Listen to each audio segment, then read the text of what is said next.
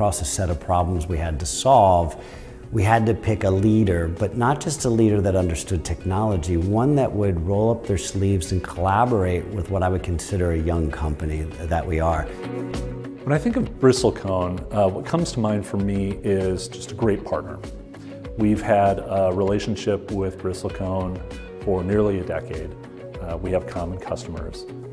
We've relied on Bristlecone ourselves in the past, and I just think of a very good, quality, trusted partner that is on the path with us to scale and growth. What I really love about our Bristlecone colleagues is that I think they go above and beyond, and they really try to help us innovate, and they don't mind putting in the extra hours and us co-innovating, which I appreciate. Bristlecone, I really think of as a great partner, right? They're someone who can take best-in-class technologies out there and solve real business problems.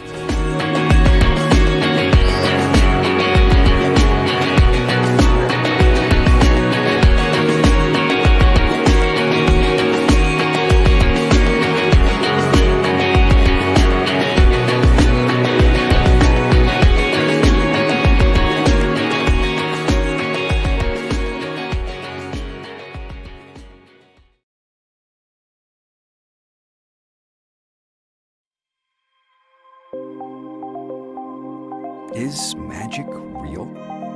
Before we answer the question, let's define what magic is. It's all about delivering an experience that leaves the audience in awe, wondering how an impossible feat was made possible. Enterprises today expect products to deliver meaningful experiences and evolve continuously. That's where we come in. Tech Mahindra delivers future-ready solutions that truly matter. We're driven by our innovative spirit, which is the culmination of cutting-edge technology and decades of innate understanding of industry. We call this inner engineering. Our customers entrust us to bring in disruption and digital transformation while rationalizing the R&D costs with frugal innovations for faster time to market. At Tech Mahindra Engineering, we've got that covered by taking great strides in creating cutting-edge product experiences, made possible by 4 areas of our focus: design, engineering, digital, and consulting. Tech Mahindra's engineering expertise, combined with Pininfarina and Bio, is helping us realize our vision for a design engineering-led future. With the excellence and ingenuity Bio and Pininfarina brings to our capabilities, the scope of our inner engineering has expanded to new heights, and we're just getting started. Our vision for the future is not just limited to achieving excellence in engineering. We believe in making a meaningful change in the way we live. We're making air travel safer and cleaner. We're creating affordable and relevant experiences for Indian consumers. We reduce time to market and accelerate product development. We help customers diversify into new and exciting verticals. We help connect people during difficult times. We co-innovate and co-author future-ready products. Our inner engineering spirit drives our digital efforts as well.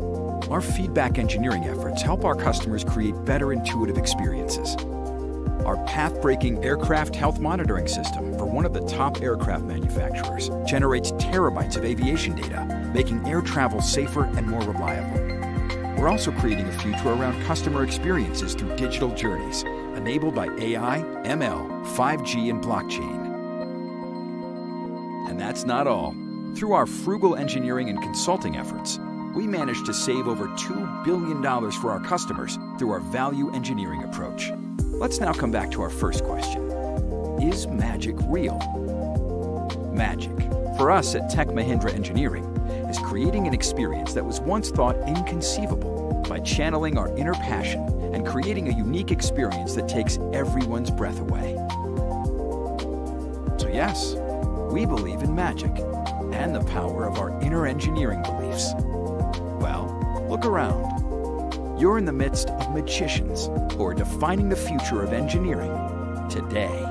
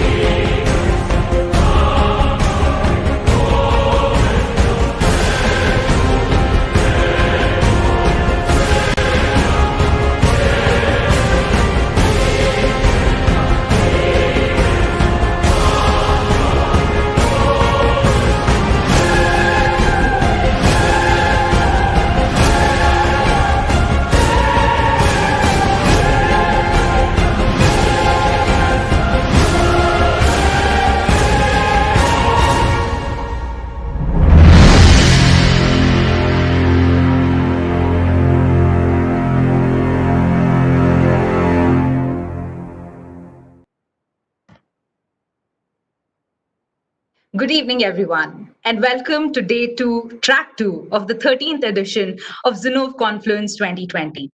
My name is Nivedita Nanjappa, and I will be your host for this evening. We have another action-packed lineup in store for you, and it's my absolute pleasure to accompany you through the Talent Manifesto track. In our previous track today, we heard from industry stalwarts on how the workplace of our future is going to be extremely intelligent and definitely fascinating. In this track, we'll be discussing how in these unprecedented times, organizations will need to reimagine, revolutionize, and realign their talent strategies. As we continue to emphasize on going beyond resilience, we need to recognize the importance of the employees as the key asset of an organization and help them to build their talent manifestos to give them an anti-fragile foundation. Before we jump in though, I'd like to thank all of our partners without whose continued support Zinnov Confluence would not be possible. Also, a big shout out to each and every one of our attendees. We really appreciate the engaging conversations and questions, especially in the YouTube comment section. Keep at it, folks. Also, please keep the buzz going on Twitter and LinkedIn as well. Post your insights and learnings, and while you do, remember to use the hashtag Zinnov Confluence and define tomorrow. This would increase your chances to win some goodies. We will also be running interesting polls throughout in our attendees link, so do keep an eye out for that as well. At any point in time, should you encounter issues or have any queries, write to us at events@zinnov.com and we will get back to you immediately. With that, and no further ado, let's kick off this evening's session to let you know a little bit more about what we have in store for you in terms of the keynote talks, the panel discussions, and fireside chats. It's my pleasure to introduce to you our very own Shweta Rani. She is the Senior Director of HR at Zinnov. Over to you, Shweta, to deliver the welcome note for Talent Manifesto track.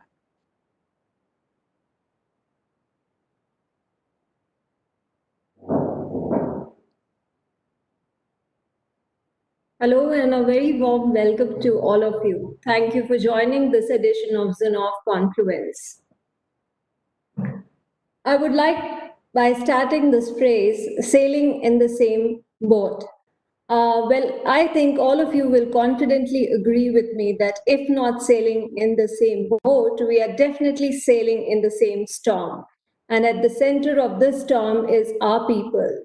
People who have readjusted, people who have retuned themselves to manage in this pandemic and make remote working a possibility. I'm sure all of you would have heard countless stories of how people are managing in this situation, from juggling between their personal and professional commitment to managing. I've heard stories of employees who have stayed back in paying guest accommodation in absence of having a perfect work desk. They have stacked up suitcases to make a makeshift work desk. In such a situation, we all are seeing one common underlying phenomena, that is how everyone is a warrior dealing in this situation. And hence, it has compelled business leaders to come up with a blueprint of what is defined as a foolproof way of remote working. With this, organizations are playing larger importance in managing their commitments, and they are being viewed as top-tier talent. Now, with that in mind, each one of us at the bottom line need to relook at our talent manifesto. I'm here to share with you some of the key trends that we are seeing as part of our talent manifesto. I'm sorry. Yeah. So one of the key trends that we are seeing is upskilling and reskilling will gain importance. There will be a shift in remote engagement models of employee engagement, because there is obviously an absence of informal conversations, and you don't have that corridor chat. So how could you gamify engagements? How can we recreate employee journey maps, and how could we make all of this a possibility at the comfort of the home? We will also see an increase in virtual learning, so learning anytime, anywhere. There is a need to create a digital and cognitive learning, emotional and social skills. Strengthening this will help companies tackle future disruptions. There is also a trend to see that there will be a lot of evolving TA strategies. A lot of models are expected to emerge as part of this. Gig workforce will become a mainstream. Technology will be leveraged effectively to manage digital workplaces. Leaders will effectively engage in area of virtual onboarding, engaging with their talent, and also working on employee satisfaction models and productivity models. With this trend in line, I'm here and delighted to introduce you to a great line of speakers today. Our first session is a Zinnov keynote session by Vijay Swaminathan, CEO and co-founder Draup, on Beyond Resilience, Talent Imperative for a Global Enterprise in a Post-COVID World, where he shares some light on what tools would be needed to identify can all roles work from home and how to enhance productivity and measure that. Our second session is a fireside chat with Shraddhanjali Rao, Sudeep Pradhan, and Deepak Oja on future-proofing an enterprise, why upskilling and reskilling will take a center stage in a post-COVID era. Join a very exciting session by an external keynote from Ms. Shraddhanjali Shinamora on immutable law of employee value proposition in a pre, during, and post-COVID reality, where she will share insights on how to build, measure, and focus EVP to enhance brand image and employee engagement for organizations. There is an exciting line of keynote panel moderated by Faraz on unlocking the power of online talent paradigm by Balachandra Namajoshi from Mindbody, Randall Newton from Train Technology, Ruchi Bhalla from Pitney Bowes, Stella Joshua from Uber Technologies. This session will highlight on how organizations are managing remote working and preparing for the gig workforce. There's a very exciting session on Z-Talk session, Knower versus Learner, Managing Leadership Jolts by Rupa Unnikrishnan, Head of Strategy at Harman International, where we will hear insights on how to manage the knower and learner, and how to interchange and transform this to become an effective leader at all times. We end the session with a fireside chat on talent code, transforming talent, and GCOE accelerator for business outcomes by Mr. Nilesh Thakkar, managing partner Zinnov, and Rishabh Khemka, engagement manager at Zinnov. This session will talk about talent transforming strategies in a post-COVID era. What can leaders do to enable business value for organization? There's a closing note by our very own Nivedita Nanjappa towards the end of the session. Ladies and gentlemen, I would also like to take an opportunity to thank our platinum, gold, and silver partners for this evening. Also, without further ado, I would like to invite Vijay Swaminathan for our first session this evening. Sit back, relax, and enjoy the very engaging sessions. Thank you.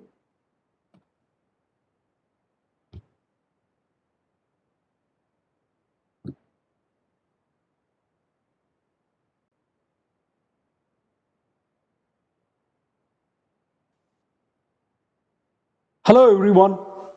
I'm very delighted to be here and thrilled to present this presentation to you. Anti-fragile enterprises do not follow predictive rules and predictive patterns. In fact, by the very definition of anti-fragile enterprise, it means those enterprises enjoy change and get a lot of energy in handling change. One of the foundation elements that really let organizations gain anti-fragility coefficient is by the constant acquisition of new skills and having a very effective ongoing learning mechanism. Now, the rate at which the digital tech stack is evolving in companies, and a Python engineer, for example, would have to work really hard to keep up to date so that they can produce efficient and productive results. And it is this innate nature that is built in us really helps us handle big variables that impact the world. And we most certainly have big problems impacting the world. And as we all know, the global pandemic has impacted well over 16 million people, and it has really impacted, pretty much shut down the world. Now, even before leading into this pandemic, we have a scenario where about 71 million people were impacted due to refugees and in the form of displaced people. And for the last 5 years or so, global leaders have been talking about close to multiple sections of the society not having enough access to healthcare. And it is, by some estimates, we have about 3.5 billion people who lack access to essential healthcare services. And in spite of having all these problems, what excites me the most is our ability to really thrive and fight valiantly against all these various scenarios and situations that is thrown into us. Now, let us look at some of the massive improvements that we have made in the world. Just in the last 30 years, we have made a huge impact on infant mortality rate. It was 6.5% in 1990. It is 2.9% now. On life expectancy, we have increased it in the last 75 years from 46 years to 73 years. Now, sometimes when you see a graph like this, you really cannot relate to the magnitude of the change that is being made. Now, let me look at this from a different lens. What this actually means is, I am 48 years old, and that means that if I was born in 1950, this simply means that the odds of me not being alive to make this presentation becomes very, very high, right? It is that kind of an impact that our human race have made, and we should be super proud of how we have reacted to various situations and various scenarios that is thrown into us. Now, at Draup, we actually went back and looked at what is the fundamental reason why humans have this ability to constantly rise up to the occasion. And our researchers presented multiple hypotheses, and one hypothesis that came close to my heart was the fact that over time, the literacy and the adoption, the education embracement that we have done as a society has just been phenomenal. Just look at this graph. We have, in early 1800, the illiteracy rate is estimated to be around 88%. And now in 2016, that illiteracy rate is 13.75%. So what does this mean? In little over 2 centuries, we have literally changed the world upside down, and in a positive way. And it is this learning and the passion to continuously learn and really figure out the challenges is making this world a fantastic place to live and an amazing opportunity for enterprises to thrive. Now, one of the interesting things that we all heard in multiple keynotes and sessions is companies are adopting to digital at a very higher pace. In fact, even leading into this COVID crisis, digital transformation has been a very key business initiative that many people adopted. And the COVID crisis has only accelerated that. We saw evidence of that in multiple panels, multiple keynotes throughout this fascinating conference, right? We believe that the limits of anti-fragility for enterprises is going to come primarily from the fact that while adopting such digital intentions, we will be responsible to provide the necessary skills to execute that through. And as a consequence of that, we built a very simple model, what we called as the digital acceleration simulation model. There are really three variables built in this model, right? One, we organized all the job families into a simple taxonomy. This included the job families of AI, big data, IoT, the usual suspects, right? And then we looked at how many people are employed through these technologies across the globe. So we call that as a supply model or supply line, right?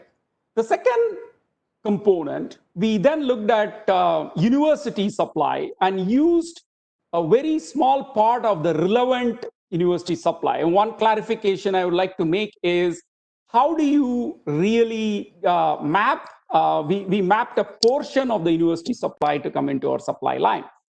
And the third line is really the demand line, which is the number of jobs that are open, right? And we adjusted that to remove some of the stale job descriptions in the space.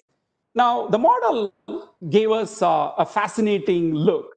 Now, when we look at the current scenario, the gap between supply and demand is around 3 million people. That means the demand is over supply by about 3 million jobs. Now, this is expected to grow into 7 million in the next 7 years, right? And some of the scenarios that we ran in simulation even yielded to a bigger gap. What is fascinating is I'm using the term gap from a modeling perspective, right?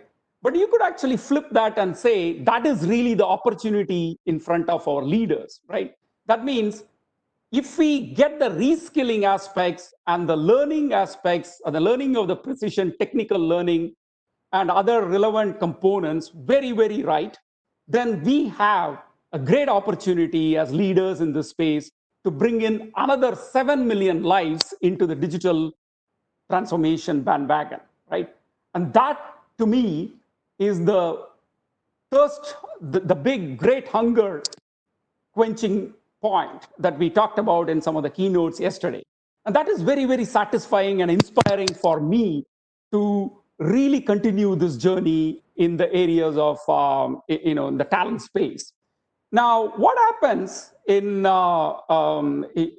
Pari in his keynote yesterday mentioned that really the L&D aspect of various enterprises is intact, and have done. In fact, his comment was, "We have done a phenomenal job in that." While that is true, largely, some of the very interesting components that are happening with respect to the pandemic has some sort of has introduced a complexity in L&D. What I mean by that is, let us understand this by looking at the footprint of an European automotive giant, right? Now, this particular company does business with, have R&D centers across multiple locations, multiple regions. They have about 20 locations, and they do R&D work across Asia, Europe, and North American locations. Now, when the COVID hit, we actually mapped some of the Twitter feeds of the engineers reporting from where they are working from. And that showed that from Bangalore, the engineering talent actually spread out to multiple cities, to 20 to 25 tier 2 and tier 3 cities. Now, why is this a problem from an enterprise standpoint, problem or an opportunity, right? One of the foundational things which we may not have really acknowledged from a standpoint of recognizing this, but one of the important things is like the engineers and our resources in general, we learn a lot from our peers. We learn a lot from our peers, we learn a lot from our managers and the inspiring leaders who lead us. And this type of distribution suddenly introduces a variable that many enterprises cannot necessarily handle, right? And some of you here may be familiar with the psychologist Albert Bandura, who said that the foundational nature of why we solve problem is about 60 to 65%. Is an astronomical number, right? Why we solve a problem is really because we believe that we can solve the problem. And that is the foundation of solving any problem. And that is actually called as the very popular self-efficacy theory. So this self-efficacy is built by relentless number of interactions between colleagues, managers, and leaders. Now, I highlight that because as that is disrupted, we need to bring that magic back to our online and collaborative learning mechanism. And not doing that can prove very expensive over a long period of time. Now, at this stage, we went back and looked at what are the new trends, new techniques that we can bring in and really provide you some insights around how we can refine our existing learning models, right? And we really had a lot of fun understanding the different research work in this space, dissertations in this space. One of the fascinating paper that we really highlighted, that enjoyed looking at it, was an experiment, was a micro experiment, in fact, that was done by Schaffer and Cope, really in a Fortune 500 company. What they did was they put a very simple experience coach in a learning in the learning environment, right? And this experience coach would follow an empathy-based model, empathy-based feedback, constantly logged in the learning environment. That means, it could be statements like, we really understand the challenge that you are in. You are trying to learn a new skill while also have another job. And all these type of empathetic statements slowly over a period of 6 weeks drove up participation. And what is even more exciting for me is the engagement in terms of the length of the comments slowly increased. And at the end of the 6 weeks, they noticed that the uptake of that course was significantly higher and very different than any other model that they have seen. Now, this is a very, very simple incremental change that we can make to our online or our digital learning ecosystem that can give very good ROI. And the beauty of this is you can measure it from a micro experiment standpoint and truly implement and scale. Now, one of my long-term passion is we have to take extra care in making sure underrepresented minorities are not left out. And anyone who is a little bit familiar with network analysis would really have a very busy job right now, because we can look at where clusters of decision making is evolving, right? And often this may lead to a scenario that underrepresented minorities may be left out of this digital learning ecosystem. And that the term underrepresented may mean different things in different regions. I know we have multiple regions in this participating in this conference. But a study that was done by South African banks was unbelievably fascinating. The South African banks really looked at a scenario where why, in spite of hiring very diverse candidates, they do not have enough representation at the top, at the seniority level. When they decoded that, it really pointed out to say that not being able to imagine what that senior role is had created a bottleneck with the candidates. Now, simplistically put, this means having very effective role models across helping underrepresented folks. And this could mean that you may have to look at your external ecosystem, even outside your enterprise, to make that happen. And this study was fascinating. Once again, a small incremental change that can give you phenomenal ROI from a learning system standpoint. Now, many of you know that none of this would matter unless we truly believe that reskilling is not just an HR initiative, and it is an enterprise initiative.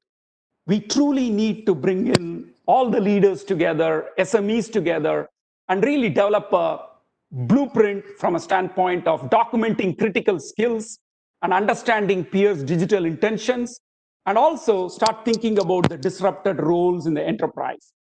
So through that model, we have to develop analysis around how do we bring more people into back-end engineering? How do we make our testing folks get into software development? How do we think about call center folks being transitioned into inside sales representative? What sort of plan can we put for our military veterans to get into digital marketing, right? So all these scenarios have to be evaluated. And one of the concepts that I'm really a big fan of is micro experiments. That means you do not have to envision everything as a very big project, and you can think in terms of incremental activities. So for example, you could say that I'm going to work on making these 3 testing folks into a software engineer and pilot that and learn from that experience and then scale. And none of this is really going to be easy. We truly have to be passionate. We have to bring our minds and hearts together and start thinking about how can we make an impact on reskilling and upskilling. In the words of Martin Luther King Jr., human progress is neither automatic nor inevitable. And that's a very powerful statement and very relevant here, because we have to come together as one big team and think enterprise reskilling as a very key priority for our digital transformation. And when we do that, it is not just we get the skills that are required to satisfy our digital demand, but also we would have taken a very key step towards making the entire world an anti-fragile world. And that, to me, is a fantastic and noble initiative that I'm sure all of us can be inspired and excited to sign up for. Thank you so much for the opportunity to present.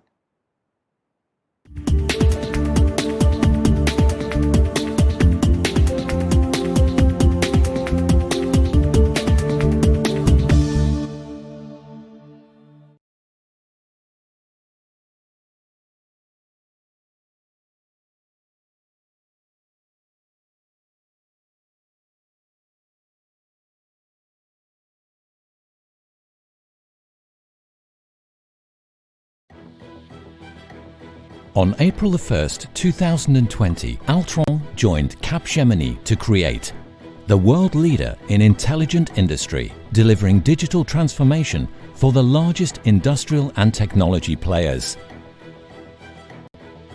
Altran is the world leader in engineering and R&D services. Its 50,000 talents support leading clients from the design to the development and delivery of tomorrow's products and services.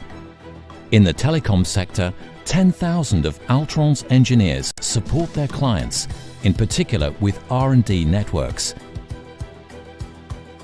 Altran is working with Vodafone to deploy 5G in Italy, Spain and Portugal.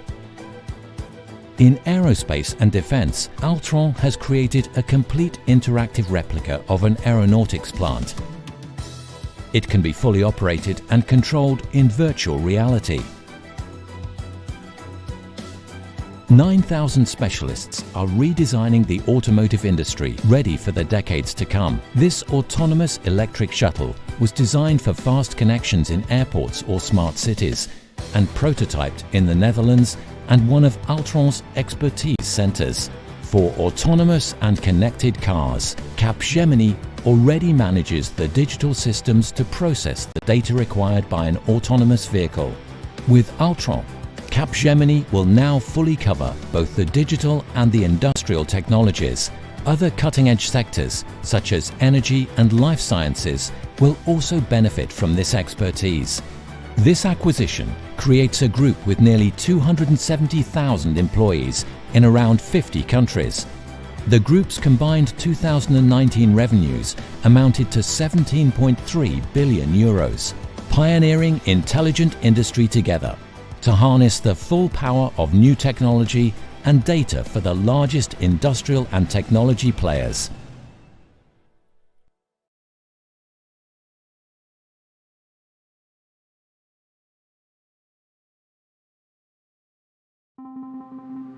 Think about the challenges of the last 10 years. Regulatory uncertainty, shrinking margins, evolving customer demands. Now imagine the next 10. How will you harness blockchain? What comes after mobile? What comes after Basel IV? How do your customers connect to the cloud? And how will you connect with them? We see what's coming because financial services run through us and brands reach millions of customers through us. That's trillions of dollars in trades, billions of shareholder communications, yet we're right there with you, day in and day out. Everything we do, every insight we provide, answers one question. What's next?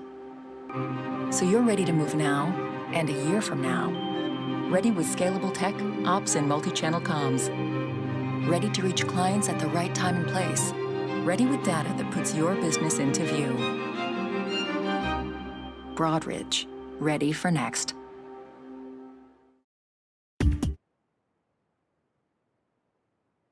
Thank you, Vijay. The digital talent job opportunity of 7 million by 2027 is definitely something that organizations can aspire to achieve through strategic digital learning strategies. COVID-19, however daunting, has thrown a very pertinent challenge to companies. This has increased the significance of upskilling and reskilling employees as we step into a hyper-digital world. Investing in employee development will help organizations disrupt how learning content will be consumed in the new normal. For our next panel, we have with us Shraddhanjali Rao, who is the Vice President of Human Resources, SAP India. She is a leader with extensive experience in designing and executing the people strategy of SAP's 13,000 plus workforce here in India. Joining her for this discussion, we have with us Sudeep Ralhan, Vice President, People at Walmart Labs India. He's responsible for driving the people agenda and embedding the culture of inclusion and innovation at Walmart's India Development Centers. As the session chair for this particular fireside chat, we have our very own Deepak Ojha, who is the Associate Director from Draup. Over to you, Deepak, for what I'm sure will be a very enthralling discussion. Thank you, Nivedita. Hi, Sudeep. Hi, Shraddha. Welcome to the fireside chat on reskilling and upskilling. Why this is, going to take up the center stage, especially in this, post-COVID era that we are going to live in. So to start off this conversation, and we know that you bring in a lot of experience around human resource, people management. So my first question is, we were looking at the keynote presented by Vijay initially, and he was talking about the demand for digital skills. So the first question is around that. We talk about upskilling, we talk about reskilling of employees. Where are these? What are those competencies that are going to be very critical for an organization of the future, especially if you can bring in some of the context from SAP and Walmart respectively? What are those digital and the non-digital skills as well that you see, Shraddha? So over to you, Shraddha, and then we'll come to you, Steve. Okay, so a very warm welcome. Thank you for having me here. Pleasure being here. So a quick overview from a skill set perspective. I think the skills are transforming faster than we ever anticipated, right? So what was relevant 3 years ago is a question mark today, has become a baseline skill. If you look at a comparison between 2013 to 2020, I think we've taken a whole lot of out of the chart. I'll give you an example. Human augmentation has been in conversation for 4 or 5 years, but the way it is being applied today is significantly different. So I don't want to spend time just talking about AI, ML, the data science as a profile, because I think there's a lot of talk there. Maybe Right. I focus a little bit on the behavioral skills that we see as possibility to taking us to the next level, right? I'll call out 3 to me that seem very important. The first one is learning agility in the frame of a growth mindset. I think there's a lot of conversation again that's out there, but what we are forgetting is no matter what you learn, it will be irrelevant in a very short span of time. So the only thing that you truly can learn is the ability to learn itself. And that is on both ability, but most importantly, intention. So where we see people failing today is the intention part of the story.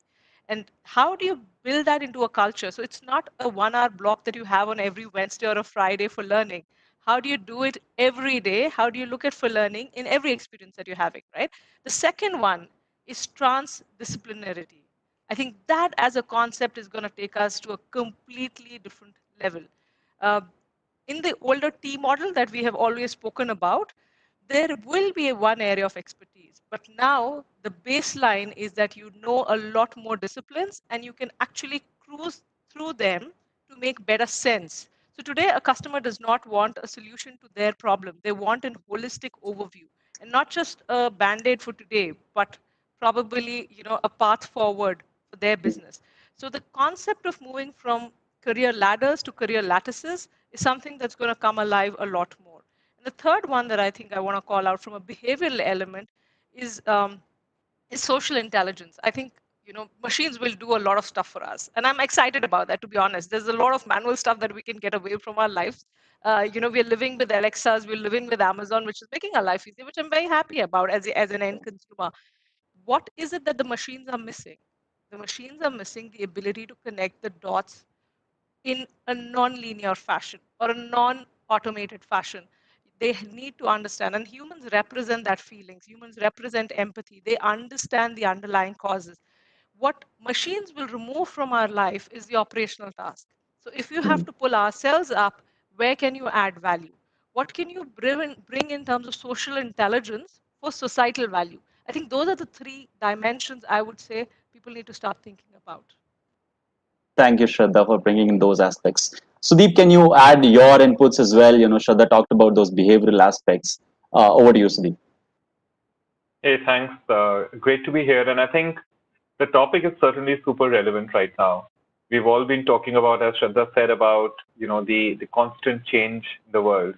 And I think the one thing that is a certainty, though, for all organizations and people is that if you invest in ourselves and if you invest in our people, that's sure to pay off. So I think, first of all, I think it's good to see overall the theme of learning resonate across organizations and people really believing that this is the right way to go. I think Shraddha covered the main aspects of a lot of the behavioral skills that we are looking to build and reinforce for the future. I know you spoke earlier about tech skills as well and digital skills as well. I mean, some of this remains a little futuristic, but some of it is definitely a reality right now, right? For example, if you just think about full stack development, that is definitely, I mean, I think recently there was a HackerRank developer report as well, which talked about this being the top skill for the future. And also as a role, that's a role that sort of demands a continuous learning mindset because you have to constantly upskill yourself and learn a new language. Similarly, if you think about the way the world has changed right now, cloud and infrastructure, so all your experience and skills related to that, these are the people who are the hottest in the market right now, really. Or even cybersecurity, because as organizations and people work more and more virtually, and our associates and employees access data through multiple platforms and networks. Data accuracy, data monitoring, security is going to be at a premium. Data itself has been a hot skill for a while, and I think will continue to be. The difference that I see there is going back to what Shraddha mentioned, right? It's not just about data and being a great data engineer or an analyst or a scientist and having great technical skills there, but the ability to empathize, the ability to really build a deeper amount of business acumen and alignment. I think that's going to differentiate the best from the rest, so to speak, as it usually goes. And then finally, I think just digital marketing. I mean, irrespective of discipline, whether you're a marketing professional or a tech leader or an HR person. I think the ability to be able to communicate with people, with employees, with consumers using digital mediums is possibly, I think, going to be a very, very critical skill, not just now, but for the future. So I think that's how I would round it off in terms of the skills that everyone is, I think, going to be investing in. Got it. Thank you, Sudeep and Shraddha, for bringing in those aspects, especially around the behavioral skills, as well as Sudeep, you talked about cybersecurity. We are having a lot of these conversations with the customers where cybersecurity has all of a sudden gained a lot of importance. Agile is becoming more important across all the roles, not just tech roles, and obviously the components that you talked about. Now, coming to the next step, we have defined these technologies, these competencies that we need. What are the kind of newer, I would say, strategies and experiments, that you are undertaking at your organizations? What are the best practices that you're seeing in an organization, when you can transform your organization towards these competencies? So I would like to, especially point that, we talk about reskilling, and a lot of organizations are bringing in content providers.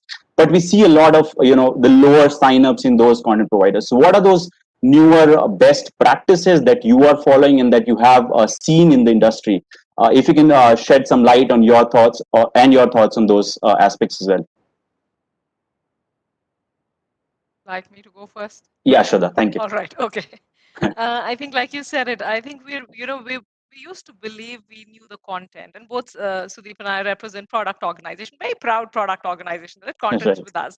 I think that's taken a toll, and that I think we've learned that there are content providers out there. The journey has to move from content creation to curation, and that's the difference. And I think that is the beauty of making sure what you're creating is actually landing well. So today you have enough and more companies that are providing you content, very, very diverse, and you can make a number of tie-ups. But how do you get your end consumer, your employee, to be self-motivated to go and log in there and actually complete a course, and not just complete a course, hopefully pick that skill and apply it at work, right? Which is even more tougher. So I think there are three or four examples that I will share from what we're doing at SAP. One is the whole co-creation part, right? Typically from an L&D professionals, which we used to take pride in doing that, now we do it with business. Our learning departments actually reside in business. They reside in reporting into P&L leaders. And that's how important learning is. And like you said, it's not just important for the employee, it's important for the organization to be relevant, exactly the way Sudeep called it out. If we're not going to train you for the future, we're not going to be in the future, or we're not going to be ready for the future. So customized learning journeys. And when I say customized, I'm not just talking about, so there's a bit of customization you can do on personas, right? Early talents, professional hires, first-time people managers, experienced leaders. I'm saying go one level lower. Go into a level which says, I know what are the training programs I have done in the last 3 months. What does that show? What is my aspirational career goal that somewhere in the system I hopefully have recorded? And putting the intelligence together to say, this is a program that may be interesting for you, or this is a program that your peer is doing and is recommending for you. So you're no more dependent on just your line manager or your immediate manager or somebody to tell you what to do. The system should have the intelligence to be able to do that. So, and we have a phenomenal system. We have SuccessFactors, our own product, as a platform out there, as a face. So we leverage a lot of that. The second one is an experiment called Techno School. It's no more an experiment. It's actually the second year running. It's something that's as a very, very high intensive effort run by our experts for our employees. So it's does not even have HR people in there. It's a couple of courses, for example, cloud native development, machine learning. We're starting with artificial intelligence. It's truly really run by the experts of these topics, and it has both classroom as well as a hands-on element. So there's something that we have built, but it's so rigorous that people look forward for it, right? Got it. In a world of excess, you look for the things that make meaning to you. And that meaning is something that you need to prioritize. And that leads me to the third example. We spent a lot of time at SAP trying to design experiences. Now, in most companies, experiences are designed for the top 10%, because that's how you can manage, right? Experiences are more expensive, are more exhaustive for us to manage. The trick would be to go and design experiences for the 100%. And the way we say it is we believe every employee at SAP is a talent. So in that sense, we say there's something you bring to the table. tell me what it is, and I will help you find ways for your career aspirations to align with what you can do at this organization. And from fellowships to shadowing to mentorship to coaching, I'm sure Sudeep will as well agree. These are a lot of things that are there, but we're also building smaller swaps, right? Temporary job sharing. That's a concept we're still exploring. So there are a whole lot of experimentation in creating the learning culture. And to even further it, one last comment, we even started a startup studio. So we actually run an accelerator program, and our employees can take a break, take a break, do a startup within SAP support system, and if successful, great. If not, come back. That's the culture that we have built. So learning is not happening in front of a laptop. It's happening in life. So how can I create those experiences? But those were some thoughts to share. Got it. Thank you, Shraddha. Sudeep, like Shraddha said, they're focusing a lot on building this culture where the company is offering these various experiments or outlooks for an employee to look forward to. Right? What are the ways in which you look at it at Walmart, and what kind of ways you are leveraging technology to help you solve some of these problems? Yeah, that's a great point. I think not just in the current scenario, but I think if you look at it over the last couple of years and you see the way the employee demographic has changed and evolved, and how learning preferences have evolved over a period of time, right? The points of that Shraddha mentioned about learning being a lot more agile, being a lot more real time, being a lot more peer driven, I think is becoming a baseline now. So what does the organization need to do to really capture that and enable a culture of continuous learning? I think that's something that we're all struggling with. Especially in the last few months, I think the theme of the conference, right, on Beyond Resilience resonates, because you need to enable yourself and the organization to not just wade through, but also ride the wave, right? And that's important. And I think there are 4 different ways of looking at it. The first is just focused on the content itself. As you think about the quote unquote, the new normal, right, which is the most overused term, what do you need to build, right? And therefore, what are the skills that you need to build? Business acumen, obviously, how to lead virtually, how to have emotional resilience, how to have your new joiners being a lot more productive and integrated extremely fast, right? All of these things are on top of your mind. But the how part of it, as the how you do it, is really what's opened up to a host of experimentation and new methods, right? I mean, Shraddha spoke about some of the great work that they are doing. Similarly, I think it's great to see how our tech leaders and teams, including the learning teams, are just using different ways of connecting with people. Because remember, this is a very, very different kind of consumer that we are talking about right now. Our employees are very different today than they were earlier. And therefore, the first thing that you've got to get rid of the mindset is skill development equals training, right? I mean, once you get rid of that mindset and adopt the fact that there are different ways of encouraging the culture of learning, I think it's great. So we have something called weekly tech bites, for example, which is just 1-hour sessions every week on a set of different topics. Could be related to engineering or data or product or even culture, right? You have theater experiences that we've used in the past for in-person learning, but now we are delighted to see how fast both external partners as well as internal associates are adopting to theater and improv as a way of actually learning even virtually and so on, right? And that's where, to your point, technology plays a huge role. I mean, 3 different conversations I've had in the last couple of weeks, right? One with a new joiner who spoke to me about the onboarding tool and how they are using that to learn and come up to speed quickly. One with a people manager who spoke about how they are using a Slack channel to communicate with each other and talk about best practices. And one with a country head who I was saying that he's a great learner, and he said Flipboard actually helps him a lot recently. So it's amazing to see the range of mediums that our people today are using, and that's what technology has opened up. Beyond just being a platform where you have the traditional learning management system or an efficiency tool, it is now a tool that is being used to really demonstrate impact and create a much more personalized communication and experience for people. So I think that's where I see technology playing a huge role. And finally, all of this has to be enabled by the right team, as Shraddha said, right? I mean, our teams, our learning teams specifically, have to move from being process champions to becoming true business partners and curators. I think that's really going to be the crux, because you can have all the strategy and all the technology, but if your teams are not really up to the mark in being upskilled, pun intended, then all of this is not going to work. So I think that combination is really what's working for us, and I think it's going to work for any great organization. Right, absolutely. That's a great point, Sudeep. And sticking to that, I think there is one question from the audience as well, and I was going to ask this to both of you. But staying with you, Sudeep, does it change when you talk about, how do you plan for these reskilling strategies compared to a large organization such as yourself?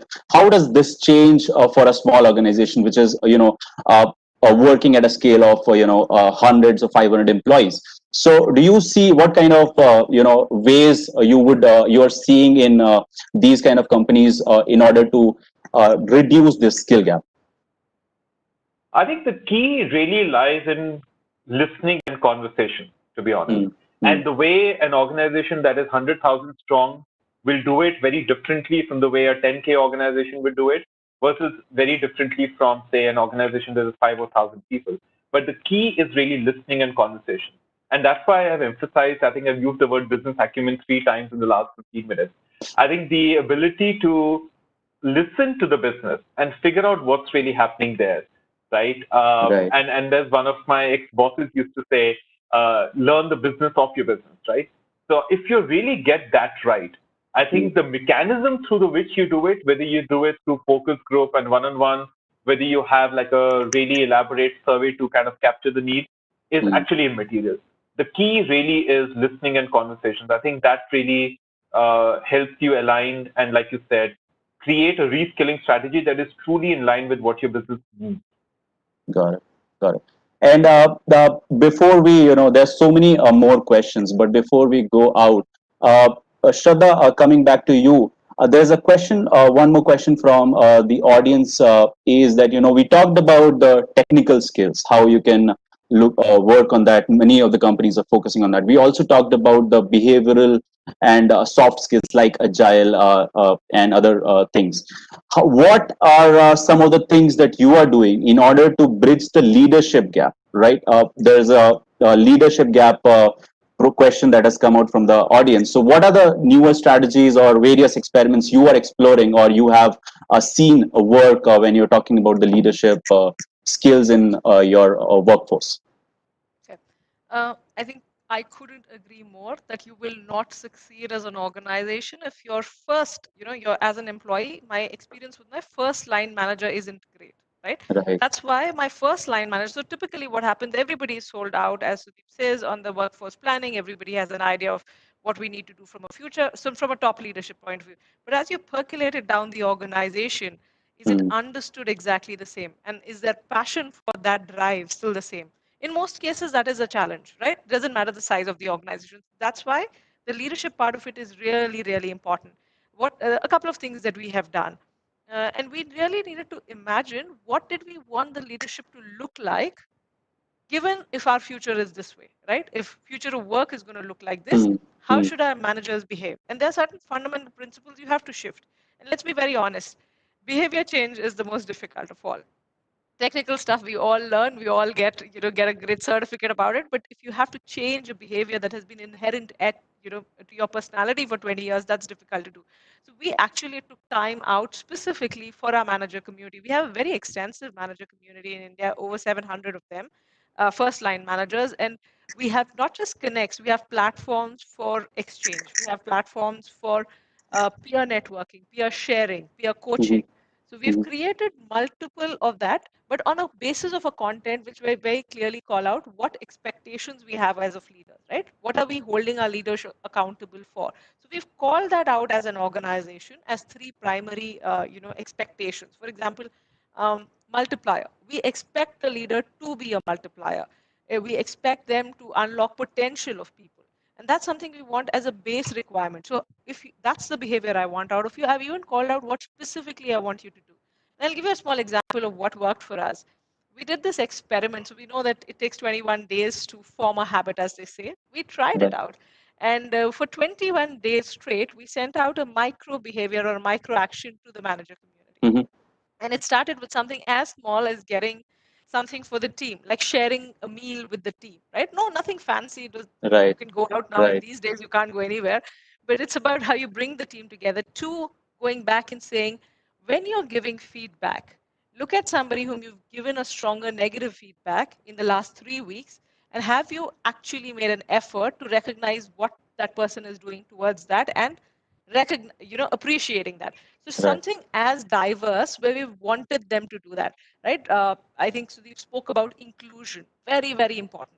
To be inclusive, one needs to be aware of one's own biases. We've spent so much time and effort educating our managers and enabling them to create a culture of innovation. So even before you talk about innovation, they need, inclusion. They need to understand where are their biases. Are they behaving differently without realizing? How do you create that sensitivity? So specifically for the manager community, I think that was a beautiful question. We've invested a whole lot in their enablement and their sensitization. And very importantly, you need to give them platforms that they're not always coming to HR. They can come, I mean, that's a group of 700. They can learn from each other. There's immense experience. But how do you let that vulnerability show in an organization that you feel comfortable that I can go and tell somebody else, I don't think I'm doing this right. And that is the culture piece that we have to drive as HR. So that's important. Great points, Shraddha. Unfortunately, we have limited time, but Sudeep, any comments from your end on the development or bridging this, leadership gap? And then we will, close this discussion. No, I think Shraddha covered it well. As they say, culture eats strategy for breakfast, right? And you can have the best thing in the world, but if you don't have a leadership team that is aligned and focused, I think that's missing. But I think the first step to really doing that is just self-awareness. And I hope that programs like this and sessions like this achieve, if nothing else, one objective, that it forces people to look inwards a little bit and think about where they are in their own development journey. Because I think if leaders recognize that, I think the opportunities available both within and outside organizations are absolutely immense in terms of being able to develop and learn and reskill. But I think the first step is really self-awareness, and I think that's where all of us need to spend a little bit of time. Right. Great. I think the questions would not stop. There's so many things we can talk about, but it's great that we covered what kind of competencies you're seeing, what kind of micro experiments, Shraddha pointed out some, and Sudeep, you also gave in your inputs, what kind of micro experiments you are running inside these organizations. So that was great to hear, and I would like to thank you so much for your time today. Unfortunately, we have run out of time. Thank you so much for sharing your thoughts. I will share some of our notes today with you and probably exchange more thoughts on that. Thank you so much. Pleasure being here. Sure, thank you.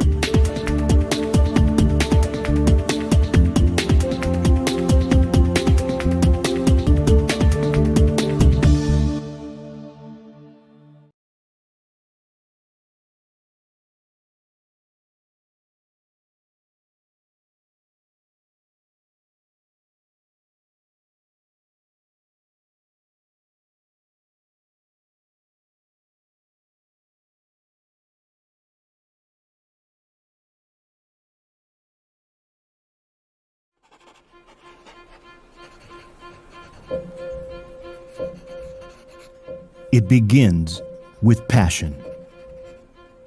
Wild, unstoppable fire that fuels everything in its path.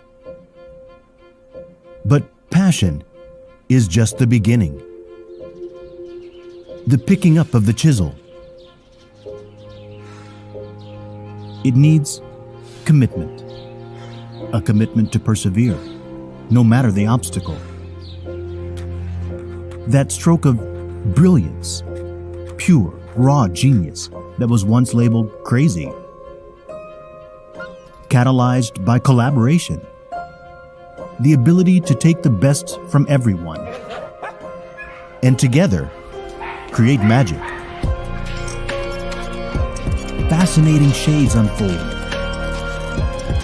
The ability to deliver outcomes with speed.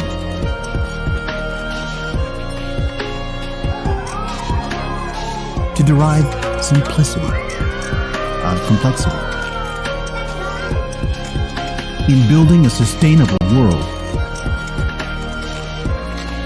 and in unlocking massive efficiencies.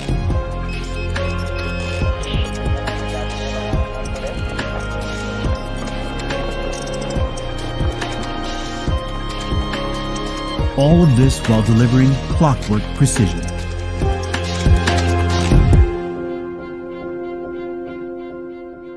It is the little things we do in a great way every day. The exponential power of 1,000 small steps that defines LTTS.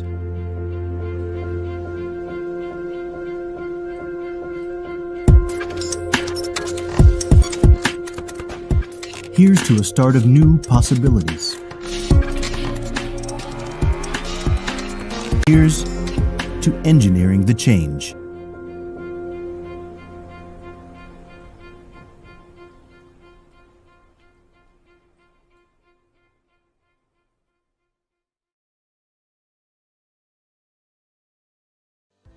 Do you know NetApp? It is that invisible hand that is powering your world. From the time you wake up in the morning and as you go about your day, whether you're at work or shopping online or sending money to your family, or you are a university student attending lectures through the day or seeing a friend off at the airport in the evening, NetApp is everywhere. In today's fast-paced digital world, NetApp helps brands manage the huge amounts of information created every day. NetApp helps businesses become more efficient and data-driven, in turn giving you the best experience ever. NetApp touches your life by empowering companies to change the world with data.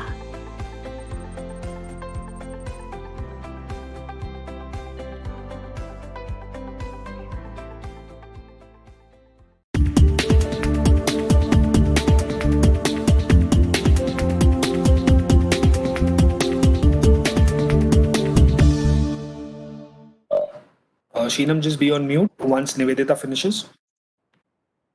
Thank you, Deepak, Sudeep, and Shraddha for that absolutely engaging discussion.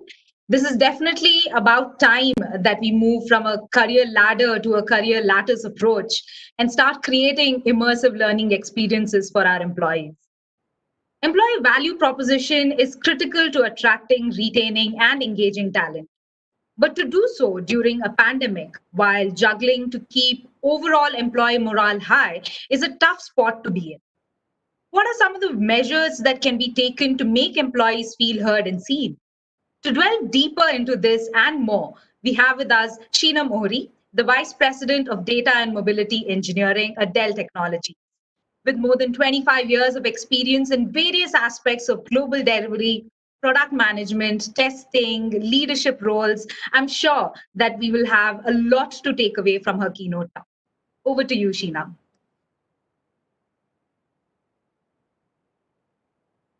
Thanks a lot, Nivedita. Imagine you have a pot of boiling water in front of you and you have no choice but to be thrown into it. It's scary, isn't it? Now, think of all those lentils that we cook every day, of those potatoes and all of those eggs that we throw into boiling water on a daily basis. Each one of them come out very different, delivering excellent tastes. Lentils turn into gravy. Potatoes are excellent mashed up. I love mashed potatoes. And an egg comes out really hard, right? Something's soft, something's gravy, something is really, really hard. All of them extremely edible and really tasty. Is getting into boiling water scary now? That's a question that I would want to start my presentation with. 2020 has been a different year. From widespread bushfires leading to the loss of millions of animal lives to a global pandemic impacting millions of lives around the world, migrant crises, stock market crashes, economic recession, and aircraft crashes, riots, the list goes on. unprecedented times? Is that something that's really real? A word for something like this? And yet, we have all survived this recession, and we will survive it with a great deal of power, right? Now, how does one do that, right? What is it that we are hearing from our employees? If you look at the screen, you will see a lot of research has been done over the past 3 months to take stock of the wave of uncertainty that has hit us. Many of these insights from paradigm shift in everything that we thought we knew. As you read them, you will notice that there are very distinctive connecting factors in the sentiments that we have before us. People expect the future to be different. They expect that their companies will give them a secure future, and they want to be in constant communication on what is being done to endure that. By the end of this session, I hope to circle back to these key tenets that are so representative of the collective sentiment of employees across the world.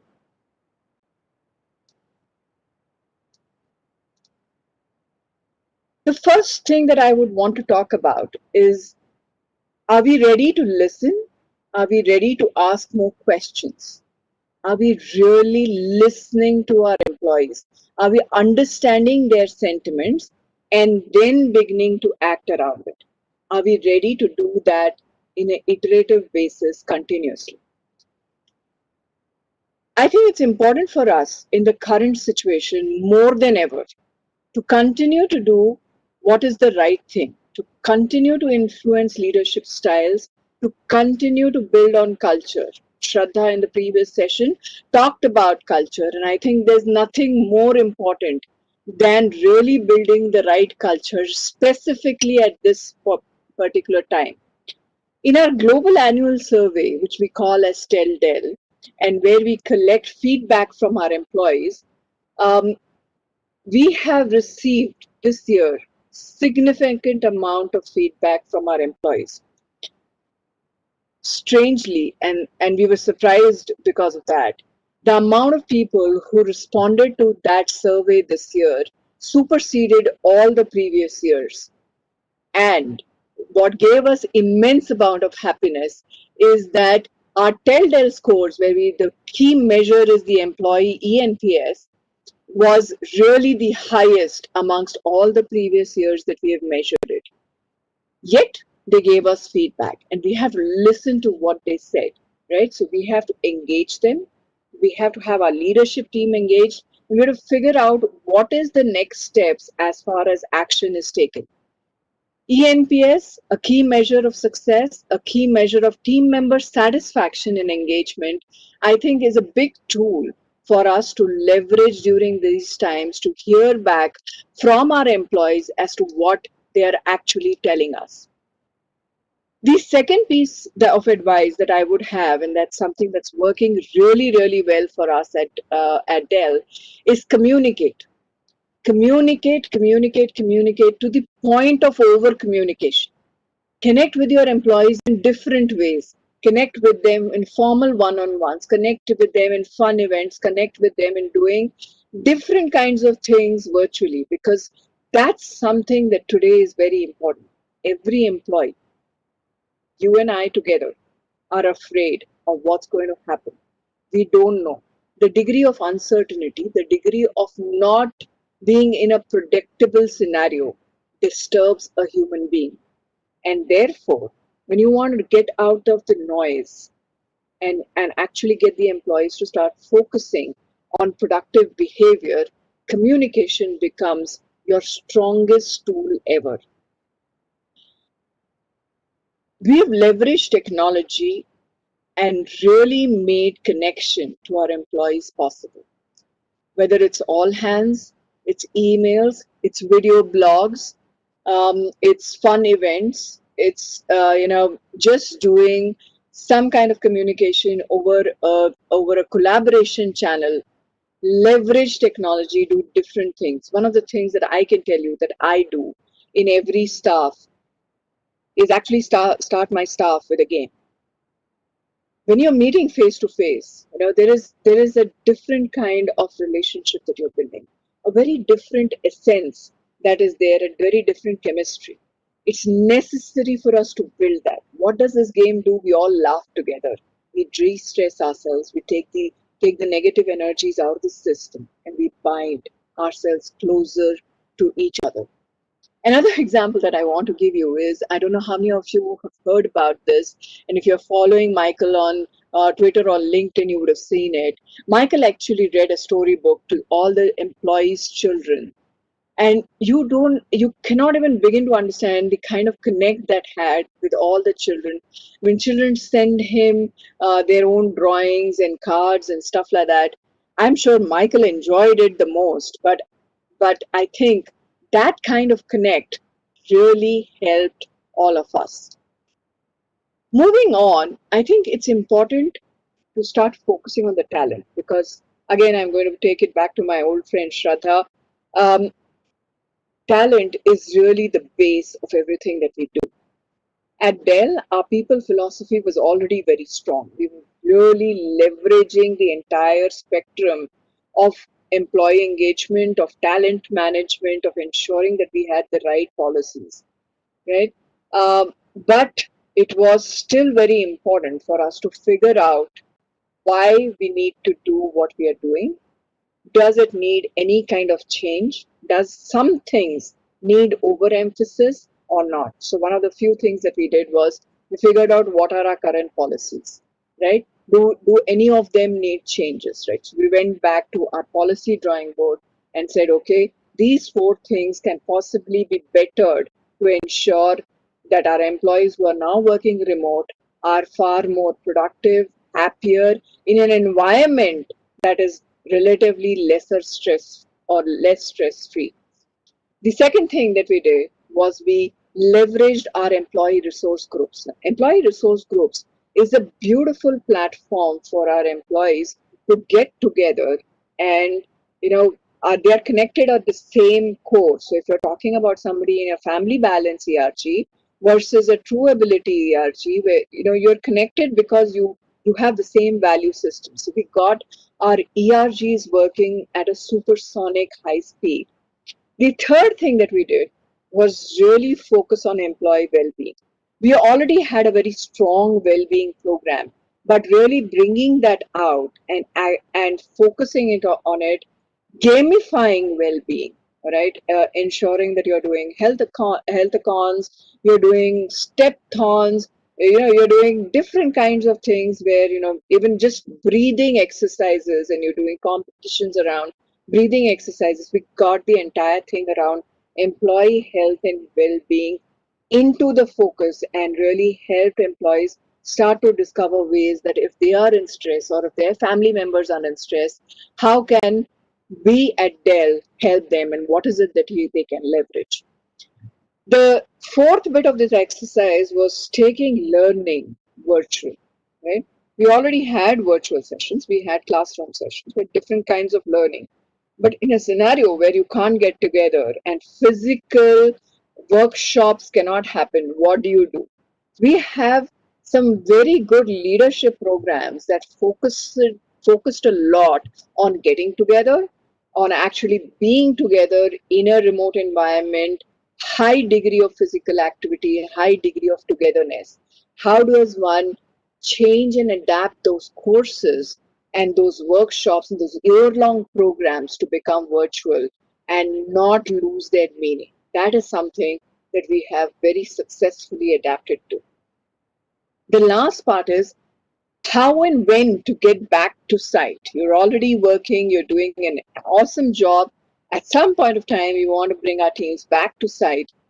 How does one define what that time is? How does one define what should be the phases of getting back to site?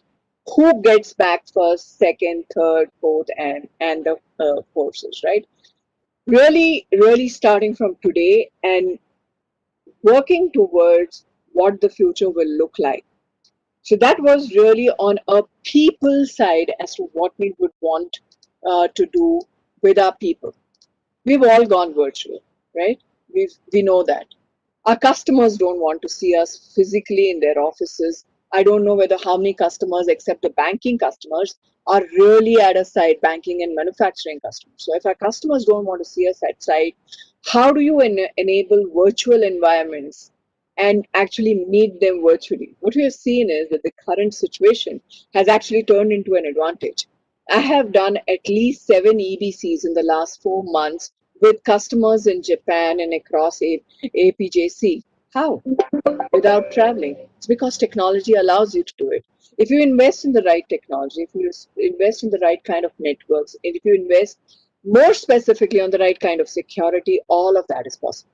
Today, our entire sales force, our entire pre-sales force, and our entire customer communication is based on technology, is based on the various groups like what we are using right now, or other tools that are available in the marketplace. It allows me to be in Japan and India and China on the same day. It allows my customer who would possibly travel to us during an EBC to be available to me in larger numbers. So my reach to customers is far more higher than it is today, right? So I think that's something that we've seen become far more better with going virtual. The other aspect of going virtual, and I'll cover that in the future slides, is really how do you focus on employee engagement. I think there are two things that we have done very well in the employee engagement, and I would lead to that.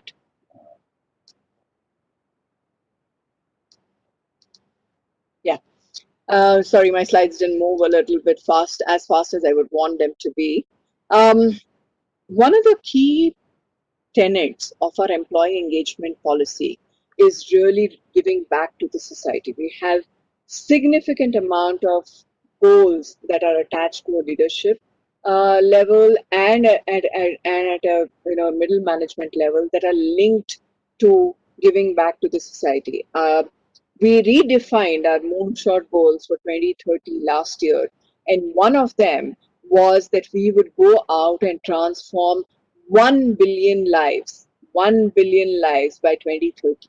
Now, when you want to do something like that and you have such an audacious goal, you really need the pandemic of this nature not to stop you. So how does one do something like that and really continue to engage your employees in activities that gives them pleasure and it gives them purpose to their life, right, outside of their entire work environment? So teaching rural children virtually is something that we've done very, very well. We have gone ahead and created audiobooks, right, for the specially abled people who cannot read but can listen. Okay, audiobooks become very important. We've recorded over 550 audiobooks in the last 4 months. We've actually been doing a lot for planet Earth, right? Earlier we used to go out and actually focus on planting trees in forest areas across mountains and stuff like that. We've moved that to doing it at home because you cannot do it. How do you make pots which are really focused on something that is far more eco-centric and environment friendly? So those are kind of things that we have been doing with our employees around contributing back to the society. And that's something that has really, really helped us quite a bit in our employee engagement pillar. The other one is how do you build your brand, right, in a situation like this? One of, again, the important pillars of building a brand is your employee experience. What is your day one onboarding experience to a remote employee? How do you ensure that employees that have quit and are joining other companies have an excellent experience while they leave the organization, are handing back their stuff. How do you ensure that your interns that are joining in, okay, and are going to be virtual without ever seeing face to face their managers and their teams, have the right kind of experience, right? Now, in a situation like this, when we are in a lockdown mode, okay, and you cannot send a laptop to a new joinee, to a new intern, so that they can have an awesome day one experience, what do? You invest in technology. Okay, you invest in a VDI environment. You actually get them to start looking at and connecting into the Dell environment on their own personal equipment that they had at home. So you decide what is the best mantra really that you want to leverage to actually give your employees the right kind of experience. In a scenario as we are living in today, where everybody who can be 90 to 95% of the workforce is actually going virtual, how do you attract the right kind of talent? Today, the entire globe is a talent base. How do you get that in is also a key tenet of how you could possibly do the right kind of branding. Coming back to the policy, and I think I mentioned this earlier, what we are doing as a last kind of phase, which takes us into the future, is building the connected workplace 2.0. We actually launched this program called Connected Workplace way back in 2009. And in 2013, we established a goal saying that we would enable 50% of our employees being remote. We define remote as somebody who is working from a location that's not a Dell site, and has the ability to come into the office maybe 1 day or 2 days in a week, but at least 3 days of the week that person is remote.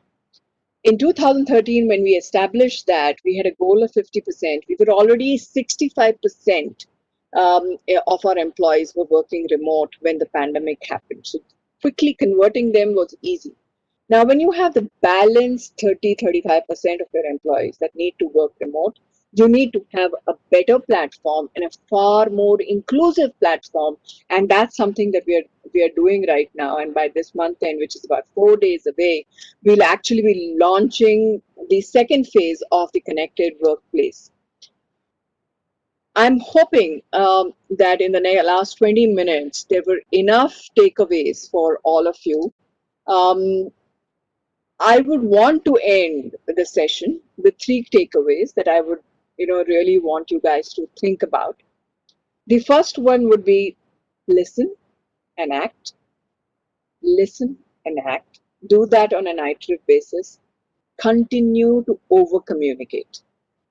The second one would be ensure you're engaging your employees through ERGs, through community contributions. Give them a purpose to life that is beyond their work. And the third that I would think is the most important is to continue to have continuous learning as a culture. How do you continuously innovate your own policies? So how do you learn to do that? Okay, how do you continuously learn to employ newer and better future looking technology, and therefore enable your employees to have the mindset to continuously learn and to be productive? That's where I would want to end this session. Back to you, Nivedita. Any questions that you would want me to answer? Sheenam, in the interest of time, we sort of have to move on with the sessions. Thank you. Thank you so much, Sheenam.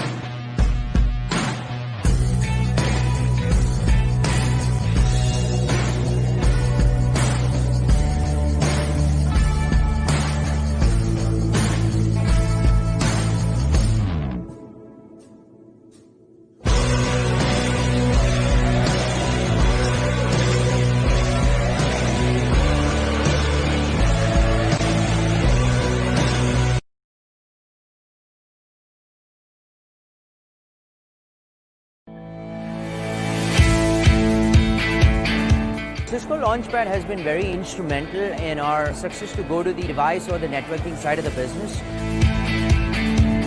One of the most important value additions that I would like to highlight is that it has helped us add a better structure into place and understand the business aspects of things. They connected us to UI UX team and also analytics team, where the core of our product lies.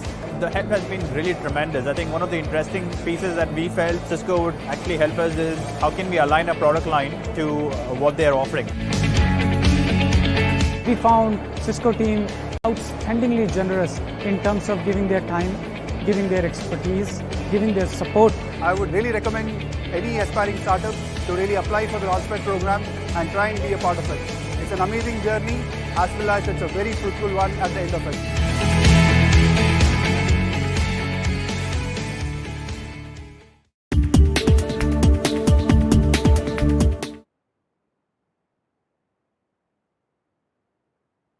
I'd like to thank Sheenam once again, and I'm sure it helped us understand how to enhance our employee experience philosophy to go further as well as together.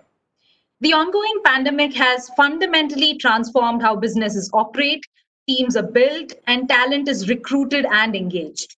In fact, remote working has brought in drastic changes in the work culture itself, necessitating engineering as well as HR leaders to work together in the new online digital paradigm. How should engineering and HR leaders thinking evolve to manage high-performing teams in the midst of a crisis like the one we are in? To answer this and many more such questions, we have with us our next panel. First, we have Balchandra Joshi, Managing Director and Head of India Operations at Mindbody. Joining him, we have Ruchi Bala, Vice President Human Resources for Asia Pacific and Country Head for Delivery Centers at India for Pitney Bowes India Private Limited. Up next, joining us from the US, we have Randall Newton, the Vice President Engineering at Train Technologies. We also have with us Stella Joshua. She's a Senior HR Business Partner for Technology at Uber Technologies. And as a session chair, we have our very own Mohammad Faraz Khan, Principal and Head of Gap Delivery at Zinnov. Over to you, Faraz.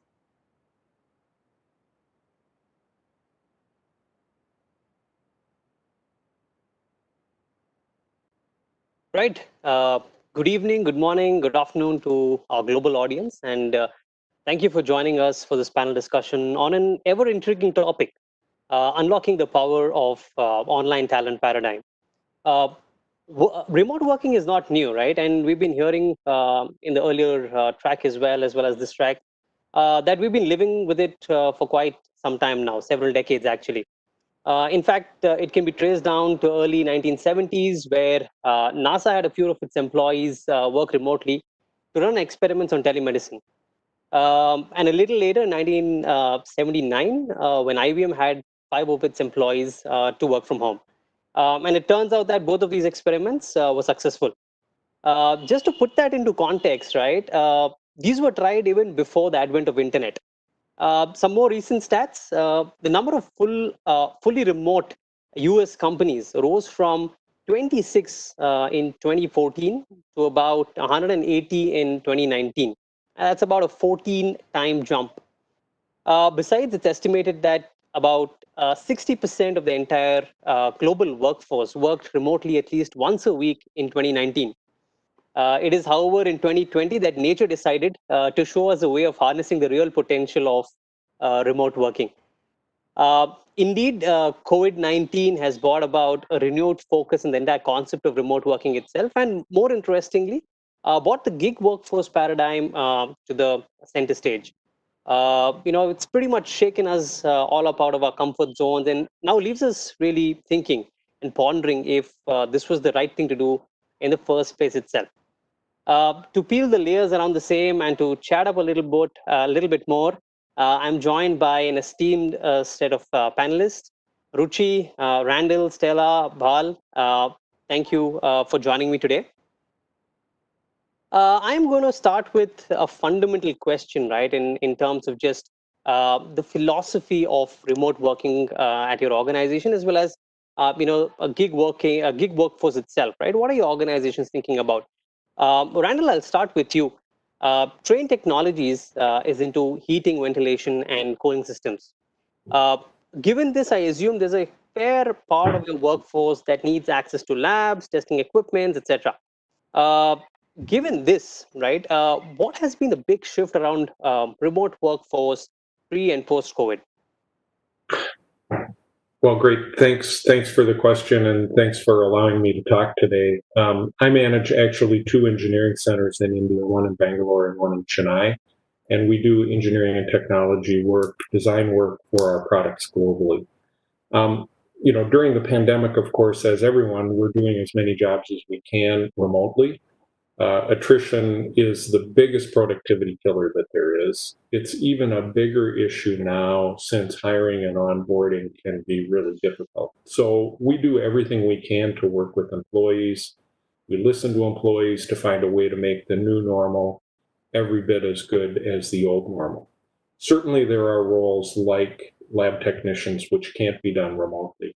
And we've been fortunate that we've been able to do some of the connections and things like that in our laboratories. But we do have tools that allow us to monitor equipment, start equipment, test equipment remotely as well. Most of the lab activities that we do at our campuses in Chennai and Bangalore are software testing.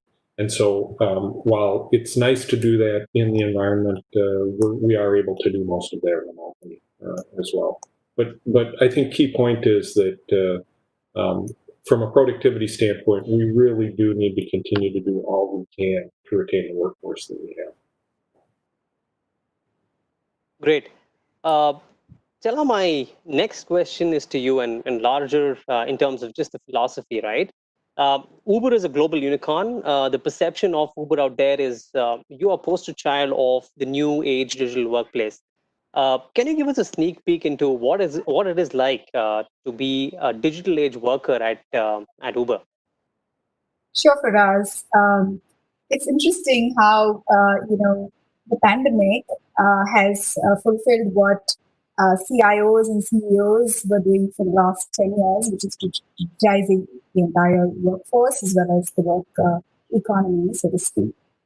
When we look at digitization, we look at it from 3 aspects. One is the workforce, and the workplace.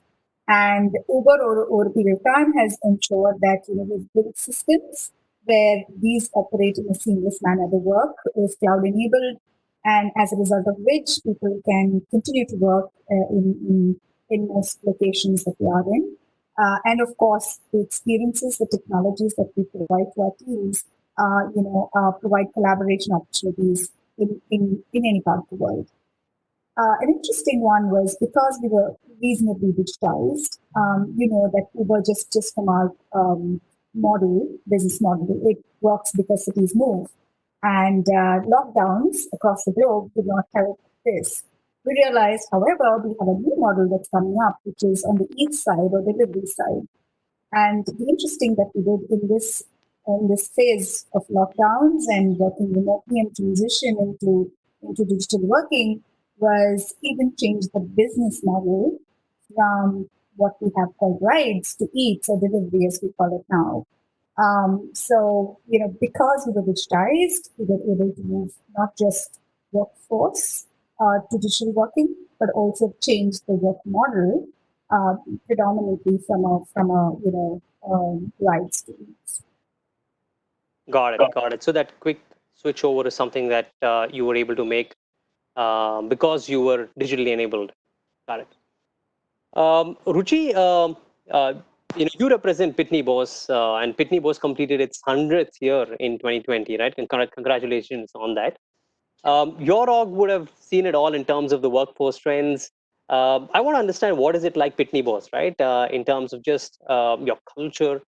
Is it one that actually prefers employees coming into office? Or has it encouraged moving with times, right? In terms of just embracing the concept of remote working as well as perhaps even the gig workforce and working with the gig workforce? Sure. Thank you first for having me here. And the conference has been going absolutely great so far. So coming back to your question, Pitney Bowes has had very robust people, process, and cultural fundamentals. If an organization goes through motions over a century, they are bound to develop a variety of antibodies that can help it stand recessions and continuously innovate and embrace new much more easily. Telecommuting in the US workforce has been around for a really long time. And this trend is not just restricted to US. Of course, current times are making us view the work from home as a forced measure than the one when it was voluntary. I will say that while we've remained a very flexibility pro organization, including our engineering centers in India, there have been times when we've discussed that is it being taken for a ride? Is it creating a lax environment? Should we monitor it more closely, etc.? And cut to the current times when the novelty or infrequency or optionality around work from home has worn off, there are clear upsides that both individuals and the organizations have started to realize. For example, elimination of long commutes, increased productivity, reduced attrition, attracting talent without the hassles of having them to relocate, lucrative freelancing or gigs. All of these are having most organizations, including ours, reconsider our long-term view on work from home. Absolutely, I think those are some of the benefits that we're seeing at large, across the world, actually, right? Val, I'll come to you. You represent MindBody, and for those who don't know MindBody, it is into a niche segment. It provides software for wellness service industry. Talking about your India present, Val, the organization is run about a year old here, right? And at a time where you're just about settling down with your operations, you're being forced to move into remote working, right? How has this impacted your India operations, and do you consider this as a setback, this entire situation? Thanks, Faraz. Thanks for having me here. And yeah, it's a great question, actually. Yeah, we have been in India for less than a year now. We started in August last year. And all of us are new to each other. And really, the team bonding is still developing, right? We are still not there. In fact, since March, we have been on lockdown. We have onboarded so many people, and we have situation where entire teams, including managers, have never met each other in person. Right? Everything is virtual, and this obviously creates challenges in bonding, collaboration, and building the team spirit. However, when we looked at it, we had to relook at whole of the employee experience as they onboard. And it was not like, we could take the existing experience and just convert it to virtual. We have to really think through every step and what does it mean to be in the virtual world, right? From onboarding, getting their trainings, ramping up, and so on. So I have been a strong believer that, in crisis times, actually, a lot of us, it brings a lot of good things out of many of us. And we have seen that actually happening. Many of my team members have gone, beyond their job duties and responsibilities and have tried to help. In the initial lockdown period where, we could not send the laptops and other hardware to our employees' home, my office manager actually, took a pass from government and actually physically went and delivered those laptops, right? So I've seen a lot of these examples in last 3-4 months, which made me believe that in some way, I think this is a good time for us because as we are building the teams, this whole environment is creating more natural bonding between the teams. And from a business standpoint, I see that this is not impacting us at all. In fact, as we come out of, starting to come out of this slowly, I see that our 2-year roadmap for India Center is getting compressed to probably 1 year or 1.5 years. So we are actually accelerating our growth path in India because of the COVID. Absolutely. I think that's like they say, crisis brings out the best out of people, and that's what's really reflected there. My next question is, I think Ruchi pointed to it, and I just wanted to peel the layers a little bit around this in terms of course, there's a clear advantage in terms of working remotely, working with the gig workforce, just opens up the access to a larger talent pool, right? But besides that, and I'll start with Randall, what do you think are the other positives and the opportunities that you see that remote working or the entire online talent paradigm is just bringing about? Your 2 cents on that. Just 2 comments for us. First of all, as an engineering organization, we're a project-based organization. One of the things that remote working allows us to do is better deliver on promises on time. And the reason I say that is oftentimes when you're involved in a project, you may have 15 minutes, 1 hour, 2 hours left to complete a deliverable. And if you're racing to try to catch a shuttle bus at the end of the day, you may put that off until the next day. Whereas working remotely gives us the opportunity to finish those deliverables on time while it's in the front of our mind to get that done. And I think the other thing is a year and a half ago, 2 years ago, our company signed the Paradigm for Parity. We want half of our workforce to be women by 2030 and in leadership positions. And in engineering, it's a challenge to find enough women in order to have 50% of your workforce there. And so retaining the women that we do have was important to us.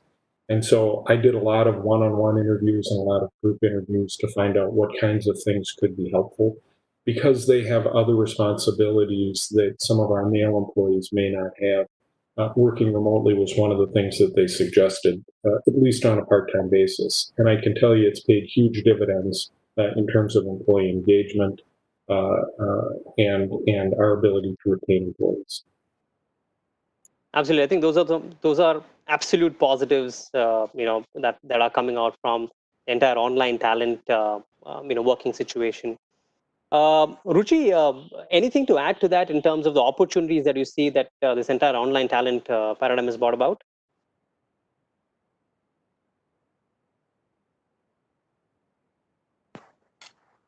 Sorry, I was on mute. I think we've continued to focus on business efficiencies even through this time, and I think gig economy and the online talent pool will be more pervasively leveraged in post-COVID scenario, given the shift to reliance on remote work. So I see this as an opportunity that will get unlocked even in India slowly. While our headquarters is leveraging the freelancers and the gig workforce, but we've been slow to embrace it. But I see this as a trend that we will rely on as we move along. Got it. With positives and opportunities come challenges, right? And I'd like to probe a little bit more on the challenges that you as organizations are really facing.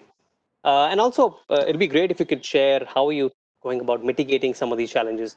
Bal, I'd like to start with you. One of the things that we often hear from organizations and the clients that we talk to is, hey, you know what, remote working really doesn't suit and doesn't help in innovation, right? Or perhaps even more important, IP protection. Think about working with a gig workforce. I think we've always been hesitant from doing that. One, because of the IP protection concerns. But more importantly, even with the remote working scenario in core ER&D kind of work, from an innovation standpoint, we just don't believe that we can innovate as well as we can in an in-person kind of a scenario.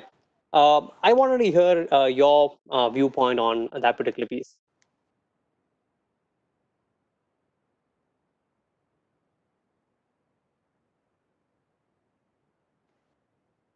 Okay, looks like we've lost Bal temporarily. Let me pose that question in a different way, actually, to Randall, right? Randall, you're an engineering leader, right? And for you, I'm assuming, again, innovation, productivity, efficiency, and collaboration are top priority, right? And you spoke about how perhaps employees have become efficient because they can use their time more effectively.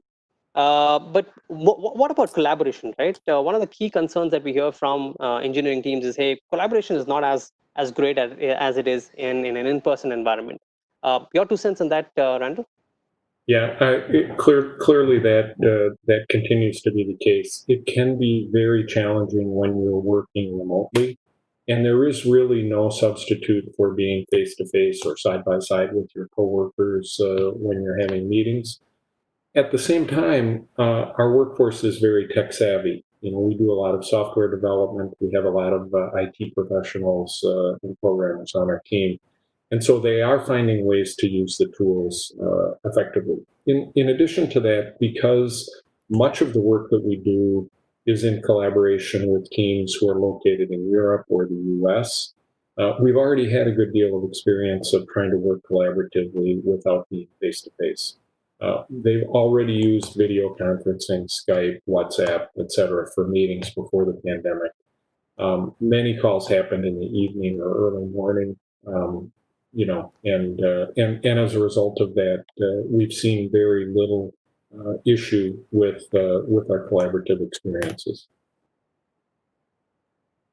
So, if I were to summarize, Randall, do you think, and in a one-word answer, do you think you'd be you as an organization will be able to achieve the same amount of collaboration working remotely? One-word answer, I would say close. I think it's close to what we were able to do before. I wouldn't say 100%, but it's very close. One-word answer to that, you're playing safe. Okay, that was not one word. Right. I'm going to move to Ruchi, right? Ruchi, one of the things that we've often heard is, one of the challenges rather is on the mental wellness, emotional well-being, and just the entire, element of exhaustion in this, specifically in the COVID scenario, but even in a remote working scenario with situations at home, etc. Can you talk through in terms of how is your organization really going about, dealing with that challenge? Sure. I think in uncertain times like these, while we continue to focus on business efficiencies, we get reminded that even the best systems and technology won't work if our employees are in distress. And as we navigate this new terrain, we are focused on ensuring that our employees' concerns are heard in order to address and close employee experience gaps. We've done pulse checks twice so far. We are making sure that whether it is online helplines, whether it is counseling facilities, whether it is seminars to educate them on mental health and well-being, nutritional well-being, making sure that as we invade the homes of our people, blurring the lines between work and their lives, it is very important to make sure that we use this opportunity to convey what Pitney Bowes stands as an organization, even to the families. So we are using every opportunity to make sure that we get seen as a compassionate, empathetic employer. And also, I think what will be most important through this time is that as we traverse this and move to 2021, our aim will be to continue investing in building a diverse, inclusive, collaborative, like Randall said, and a future-ready workplace. But you used a word exhaustion. It's very, very important to talk about it. Working from home certainly sounded like the stuff of dreams for many of us. But the burnout and round-the-clock productivity or overarching anxiety to do more and to continue to do more is for real. As an organization, we are doing all that we can to explicitly as well as implicitly table this discussion. And it is very important to understand that if the pandemic is here to stay and we are not resuming until we are all vaccinated, or at least not in the next 6 months, we need to take a hard look at what this continuous fatigue is going to do, what this monotony is going to cause, and how it's going to wear off the mental health and well-being of even the most healthy of us. And it is important to manage it well. As much important it is for leaders to recognize these symptoms themselves, it is also important to allow employees to be their own masters of time and their breaks. If this is going to be the new norm, then what are going to be the new protocols and vacation schedules going to look like?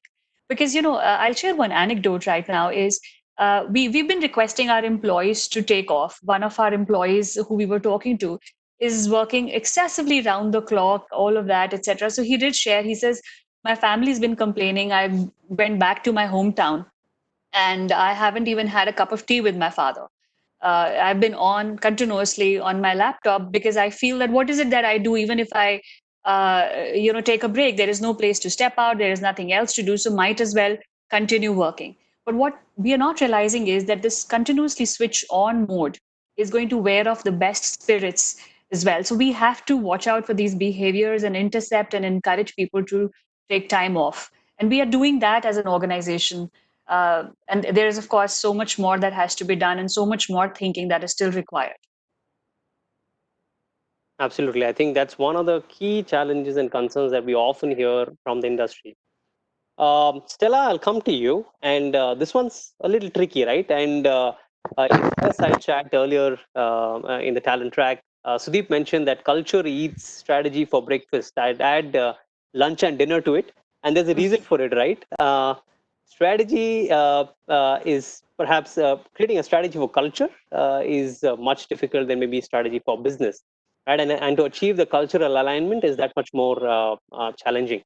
What's your viewpoint in terms of how have you gone about in your organization to align the culture, most importantly in a remote working scenario? Because like I alluded to, prima facie, Uber is that new age digital organization.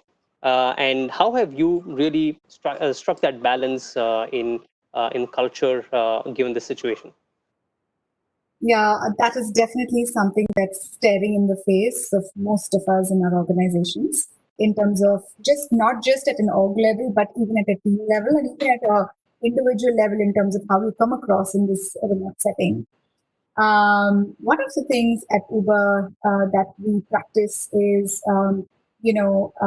keeping in constant touch with our employees to kind of understand what's the sentiment. Many parts of the organization, especially in APAC, we have chatbots, which periodically, will buzz to see how the person is doing. So we get live feedback to understand what is happening and what's the sentiment. There is a lot of touch points. In fact, as we onboard, we continue to grow, especially in India.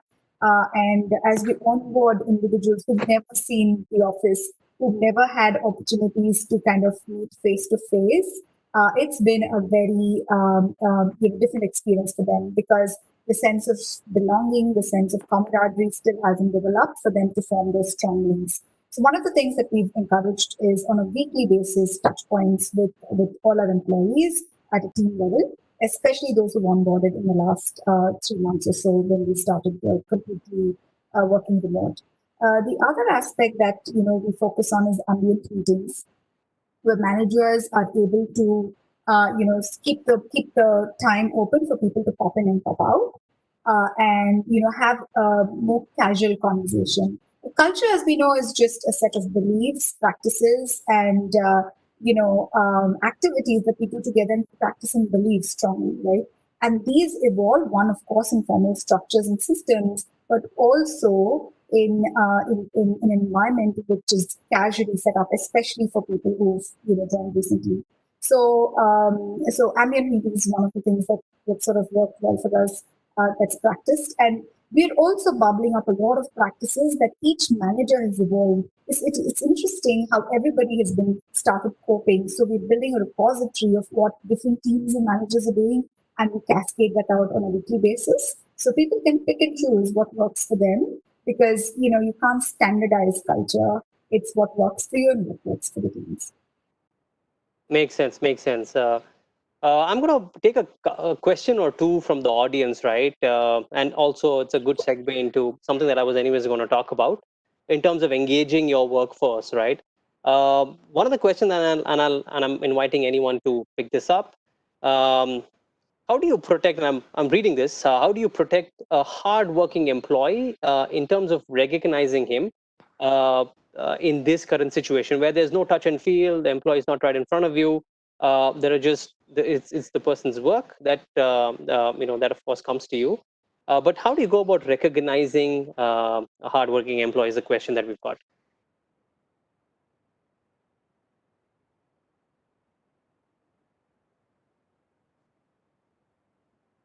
Randall, do you want to take that? Sure. In my opinion, recognition should not change as we're doing remote working or working in the office. We have a number of ways that we recognize employees, both formally and informally. in the formal ways where we give awards and things like that for productivity or for leadership. We're continuing to do that in this environment as we have in the past. But it is critically important that we continue to recognize employees informally as well, whether it's through their performance review or just giving them, some kind of informal recognition among members of their teams. I wouldn't change anything from a recognition standpoint. I think makes sense in terms of if you really look at an engagement, an employee engagement framework of sorts, right? You could have, providing them great digital tools, career mentorship, learning and development become core aspects of engagement. Employee benefits, of course, especially in the evolving situation, become core, and rewards and recognitions, right? So if we were to put this together, and we were doing some research as well, if you really think about it, the key levers of engagement don't change, but perhaps the modalities of them need to be tweaked and customized for the current day and age and situation. We have limited time, so I'm going to move on to one kind of a tricky question. I'm going to play a devil's advocate here. I'm going to ask this question, right? Given the entire remote working scenario, and that's what we're talking about, do you think there is an inherent disadvantage for India GCOEs now that the remote working situation has created a level playing field for global talent access, right? And there's a lesser case to co-locate teams in a particular location. What are your thoughts about that? And Bal, if you can, if you're up back with us, maybe you can take this.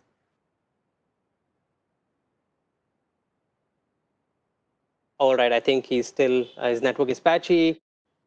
Randall, can we take this? Yeah, I'd be happy to. One of the things. Hey, sorry for my trouble at my. Go ahead, can Bal. you hear me? Yeah, go ahead, Bal.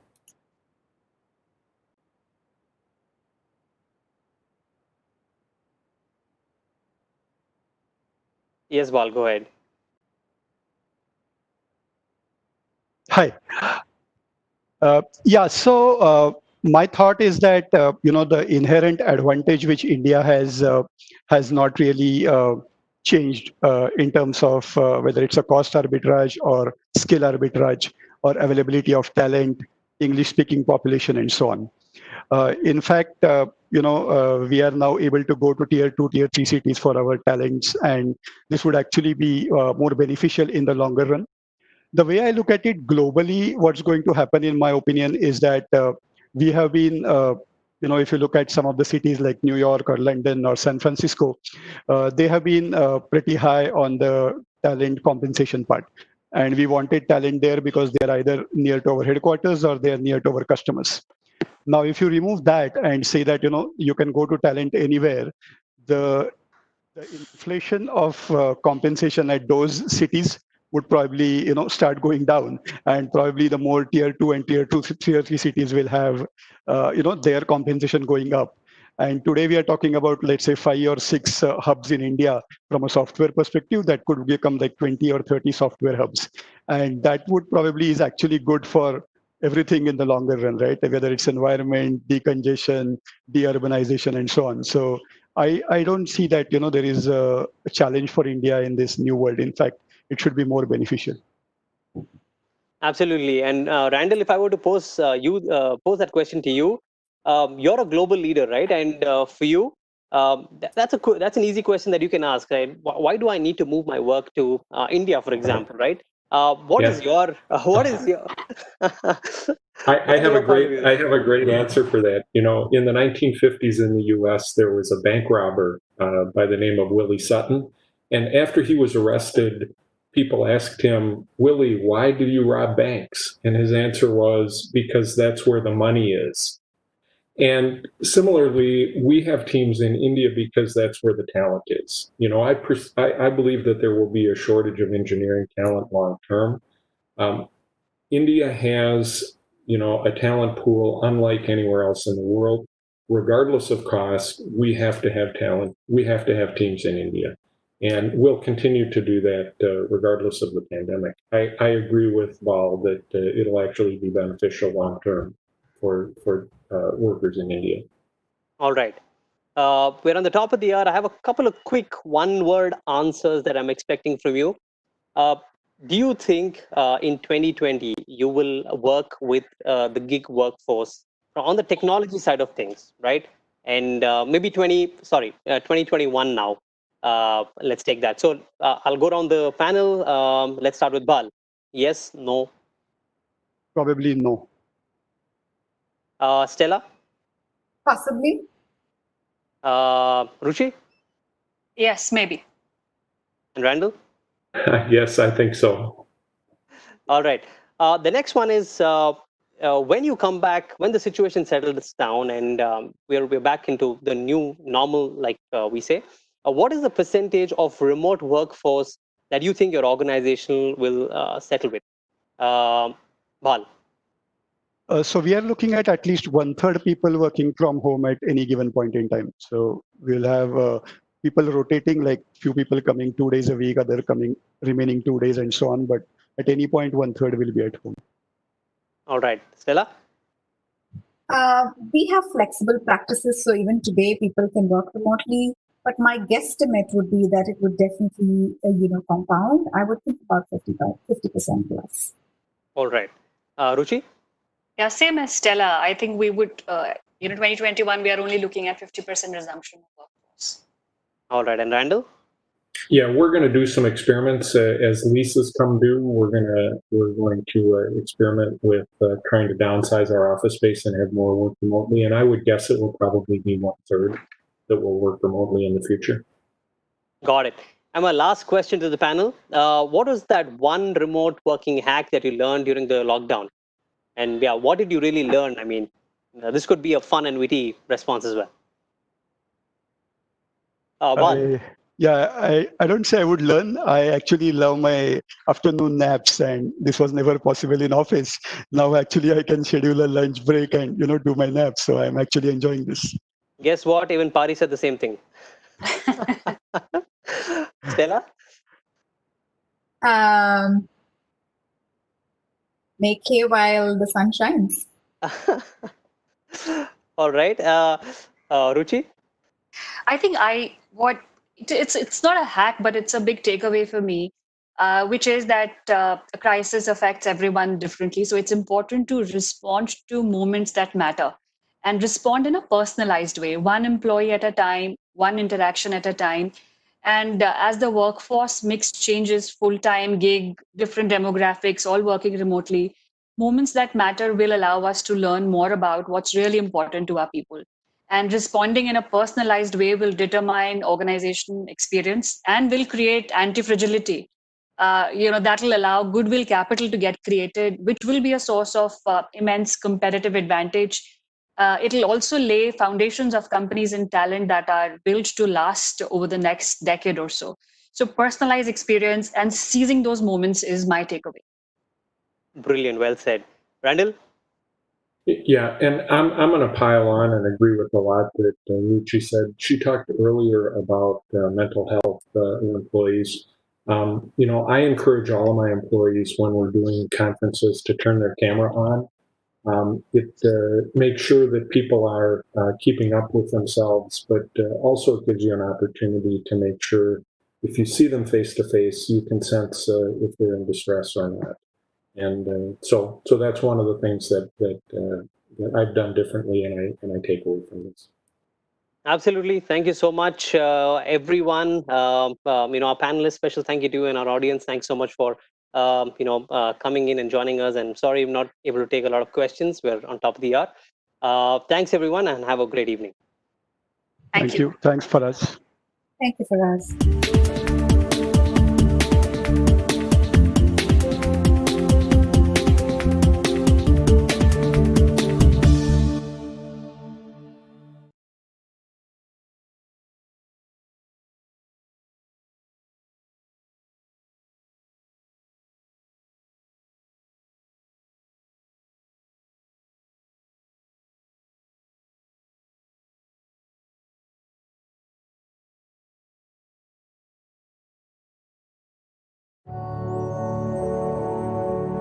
At Dell Technologies, we believe technology has the power to drive human progress. Improving healthcare, gender equity, education, and the environment is all part of building the future we want to live in. It's why we're committed to bold goals over the next 10 years, because we can't just talk about progress. We must make progress real. It starts with our team. When we're diverse and inclusive, we reflect our customers, and we're able to unleash innovation. That's why by 2030, 50% of our global workforce and 40% of our global leadership will be women. It's why we're launching STEM programs to foster the next wave of technology leaders and AI initiatives to help us mitigate bias. Through all of this, we must make sure our business practices are sustainable, so we're reimagining how future products are designed and delivered. By 2030, 100% of our packaging and over 50% of our product contents will be made from recycled or renewable materials. Plus, for every product a customer buys, we'll take back an equivalent product to reuse or recycle. We must act on a global scale, including everyone in the coming digital wave. So we're committing to transform the lives of 1 billion people in the next 10 years. Through technology, we'll advance healthcare, education, and economic opportunity initiatives around the globe. It's not only what we do, but how we do it. At the core of all these goals is our enduring promise to uphold ethics and privacy. By 2030, we will fully automate our data control processes, making it easier for our customers to access, delete, or update their personal data. At Dell Technologies, we believe innovation is the key to a better future. When we bring together new thinking, new solutions, new collaborations, and new voices, we can make progress real.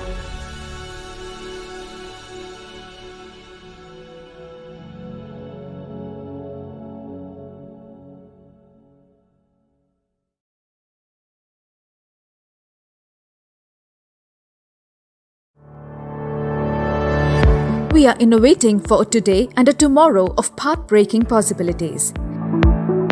We envisage a unified future of development through relentless innovation, equality, process-based management, and diligence in all our endeavors.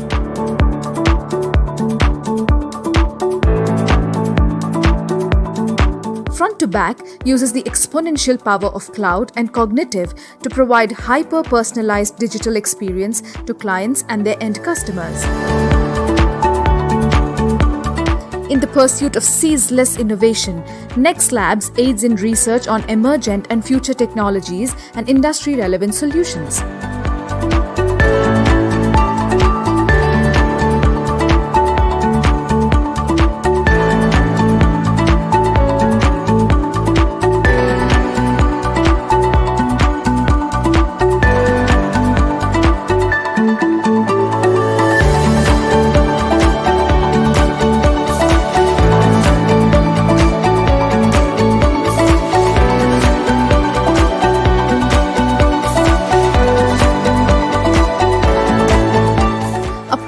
Choice that helps you discover your potential and foster your knowledge, giving you a flourishing career.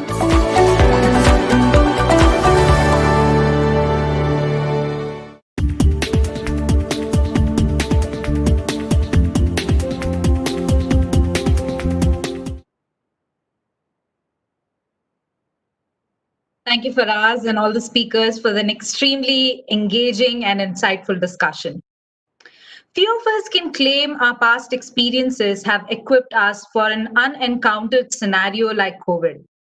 Leaders especially need to identify and develop the leadership fundamentals that enable adaptation and agility to face and overcome our challenging realities. The mindset shift from a knower to a learner helps them to be more effective as a person and, of course, a leader as well.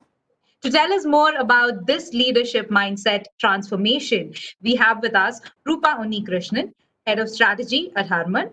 She works with the CEO and leadership team to develop and drive the strategic priorities for the company. Over to you, Rupa, for what I'm sure is going to be a very engaging talk. Thank you, Nivedita. It's my absolute pleasure to participate in this conference. What a great way to sort of really establish the future of our world in a way, right? By taking on this sort of anti-fragility approach in how we engage with with ourselves and with our industry. So congratulations, Zinnov, on this conference. So to the audience, let's get started. Let's look at what my first slide will show you, give you a sense of where I'm headed with our conversation. I think of the quarantine that we've now been enforced into as a bit of a gift of time. And you'd wonder why I take this sort of counterintuitive approach. What you're seeing on the screen here is a little bit of the background that I come from. I represented India in rifle shooting, winning medals for us, for India in South Asian, and World Cup levels. And the sort of sense of anti-fragility I come from is partly because at a time when I had just started winning medals for my country, we also had sort of professional issues at home. I was only 13 at that time. And so on the one hand, there were newspaper articles about me. On the other hand, there were newspaper articles about sort of other parts of my family. And so in my mind, my approach was to say, listen, I don't care. A part of what I will do is to ensure that we're recognized for what we can do. I can do specifically for the country and for the world. The second element that I bring to bear here on quarantine is that I came from a pretty ordinary Indian family. And rifle shooting, as some of you may know, is a pretty expensive sport. So what I did to make the sort of practice happen, but not land up sort of bankrupting all of us, was a practice called dry practice. So basically, you take up your rifle and you shoot, but you don't put in a bullet, which is quite expensive. So you're going through all of the motions without actually taking the shot.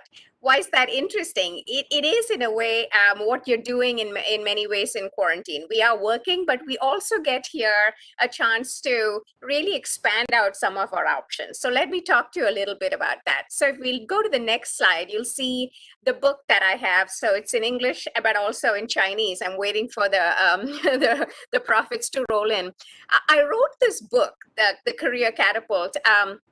Even though I'm a strategy person, it's really a lot about how you engage around your career and your future, and basically future-proofing your life and your career. And what I learned in my time working on strategy with a lot of business leaders was, even as we were thinking about strategic shifts, in their minds, senior leaders, in their minds, the big question was, what does that do to me? What does that do to my team, right? So there are jolts that will happen to you because whether it's COVID or it's transformation, digital transformation, the industry you're in will shift. It's just the nature of humanity, nature of history. So jolts can stop us on our tracks, but they can also provide us with the momentum to really shift into new paths and new ways of sort of achieving success. And that's what I try to capture in the book. So in the next slide, you'll see that we have, as I went in and did my research, I'd expected there'd be some kind of big eureka moment. But instead, I saw that when I did a survey of about 400 executives and interviews of about 45 of these senior executives, as well as innovators, people actually fell into three buckets, and they were innovators, they were entrepreneurs, and they were executives working on what I would call sort of routine, important business, but routine tasks. And the differentiators lay in 5 spots. One was, how deeply do they dig into their, who they are, what they want to do? How actively do they really watch the world and understand trends? How do they use their networks? How do they, evaluate what they're learning to really design a new future? And finally, do they take the leap, right? So I'll talk to you a little bit about each of these things. So if you go to the next page, you'll see a sort of a framing of what I call digging deep. What I found was that But people who are really activated about what they want to do tend to think pretty deeply about three elements, right? Are they really understanding what their activating passions are? Do they truly understand what their capabilities are? And do they also deeply understand what their what I would call sort of their blinkers might be, right? What do they fully understand what might stop them on their in their tracks? What I found interesting was that if you look to the next slide, what I found was everyone tends to do some of it, right? So when on average, if I looked at the average Joe, at least 30% of them said, oh, on a regular basis, I stop and think through who I am, what do I want to do, etc. We're talking, once in a couple of weeks. And I'm not talking about sitting down with a paper and pencil and writing it out, but at least sort of stopping and, you're folding your laundry and you're thinking about it type of thing, right? So 30% said that. So pretty okay. But when you look at the next slide, you'll see that this is a sort of slight shift with entrepreneurs because they have to be in charge of themselves, but also their enterprises. What about innovators? If you look at the next page, you'll see that as much it's double that number. So innovators actually on a weekly basis, quite often would stop and think through. They take their bike ride or they're sort of doing their, yogasana, and they're sitting there thinking through what is the value I bring to the table. This is a consistent theme I kept hearing. So really making this a habit, right? Engaging around what you bring to the table. Now, shifting to focus. If you look at the next page, you'll start seeing that one of the other elements was how do they go from this internal to the external storyline, right? Thinking deeply about what you can build and looking at what's going to disrupt yourself, your industry, your marketplace. Here again, behaviors were different. So we'll see how, if you flip through, you'll see how innovators and entrepreneurs, right? They were talking about at least on a monthly basis, spending time doing a trends analysis, truly. And you think, okay, 50%, is that a big deal? It's a big deal when you look at what the average person does. Clicking to the next slide. 25%, half that number. Right. And I'm talking here about my favorite story actually is around how when in 1999, 2000, early on, my husband and I are walking around New York City streets and noticing around Christmas how many FedEx boxes were out there.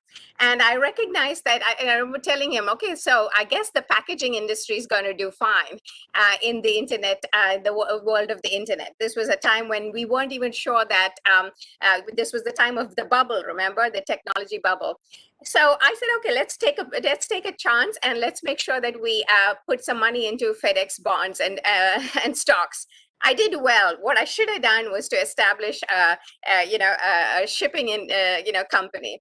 Well, you do what you can. What we're finding at Harman, if you go to the next slide, some of the greatest disruptions that are happening are with some of our customers. So of course, with COVID, healthcare has shifted, not just in the fact that we're seeing a sort of a real extrapolation in how quickly some of the drugs are being brought to the table. So how, for example, we're going to be doing clinical trials is going to shift quite radically. But you also see education shifting, of course. And so then the knock-on effect on telcos, knock-on effect on how retail and e-commerce comes into play. So our teams have really moved from, we strategically started working on over the last couple of years on really shifting from more of a staff augmentation, time and materials perspective to actually building out product sets in each of these spaces.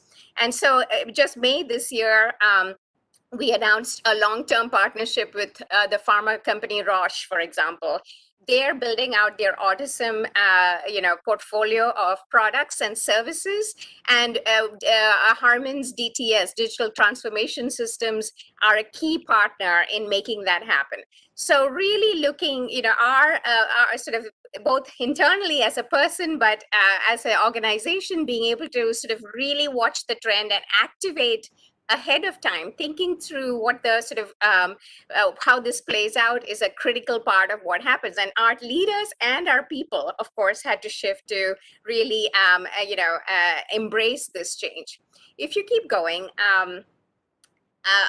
I think one of the things to look at is, how do you build out your network and, effectively use your network? Right. One of my favorite examples is looking at a startup that was looking for money. It was in the healthcare space.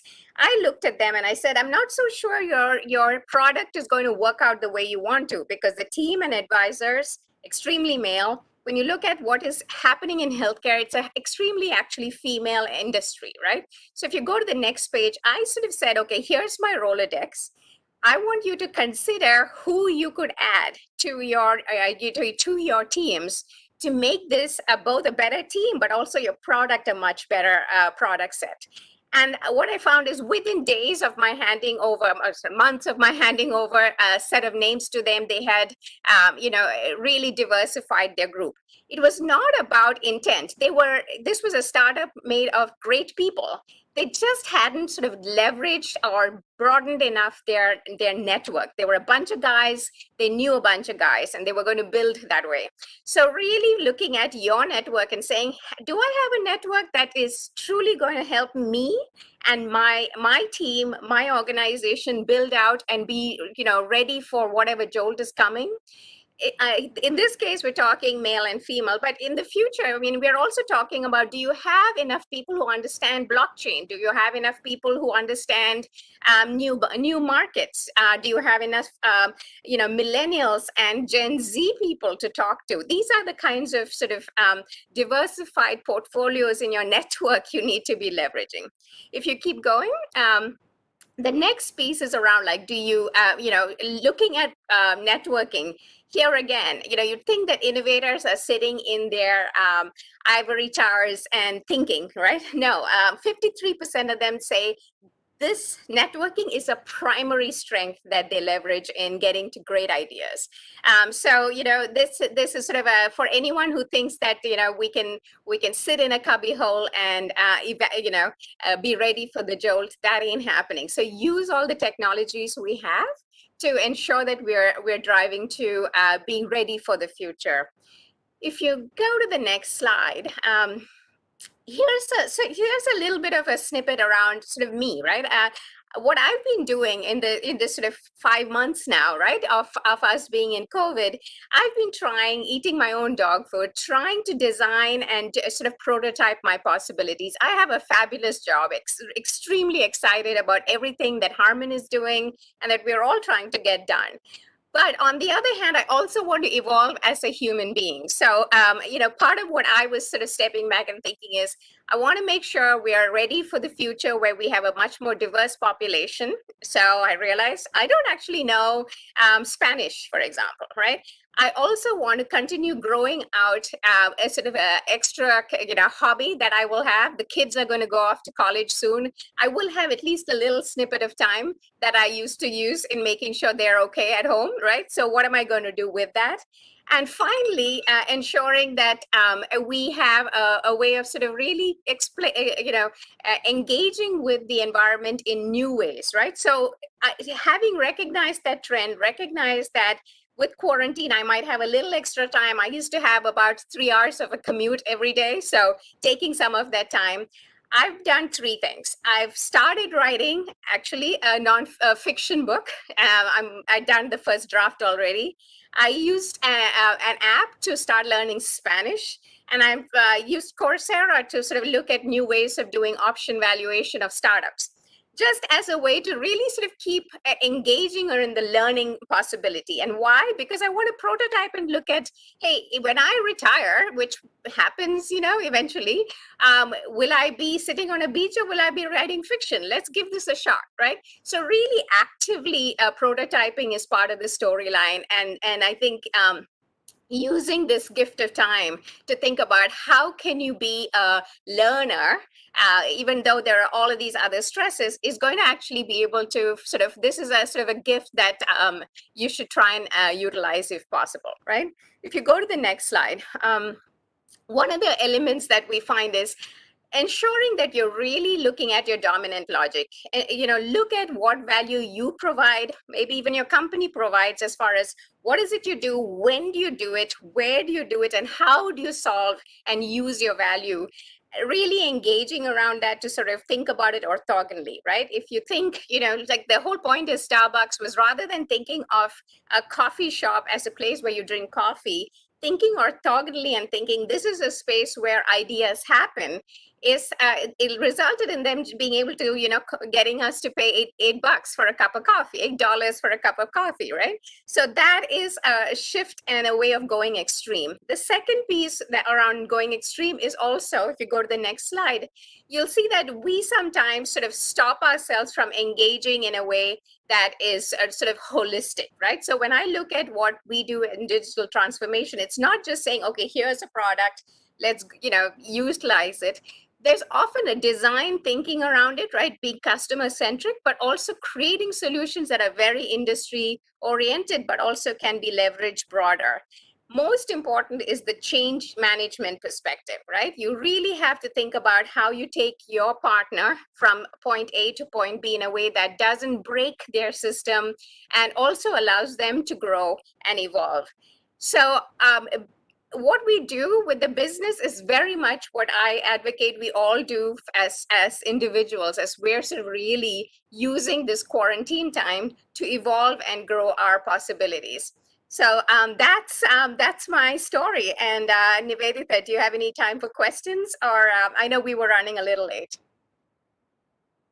Yeah, Rupa, in the interest of time, we might not be able to take any questions right now, but I will definitely be sharing some with you and we'll take them offline for sure. Thank you so much. Great. Thank you.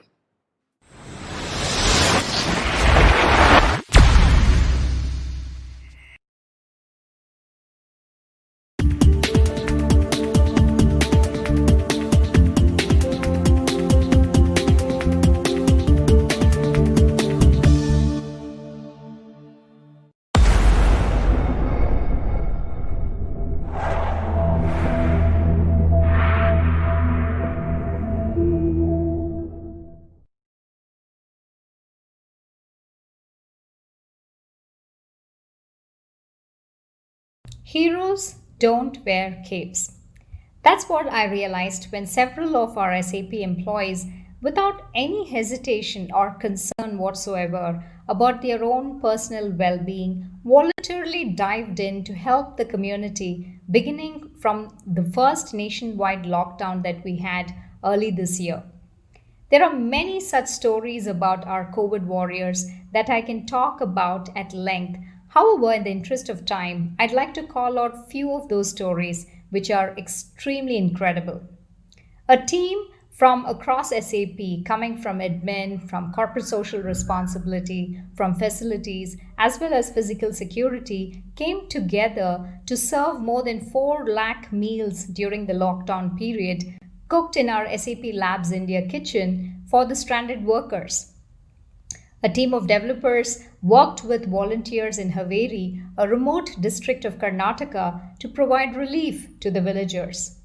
A couple of our employees played an incredibly active role as part of the Corona Warriors Task Force to feed the poor, to distribute dry ration, and supply other essential commodities to the needy. Some even leveraged their own technology expertise and joined hands with bodies like NASSCOM and other prominent institutions to develop analytical tools to track the spread of the virus.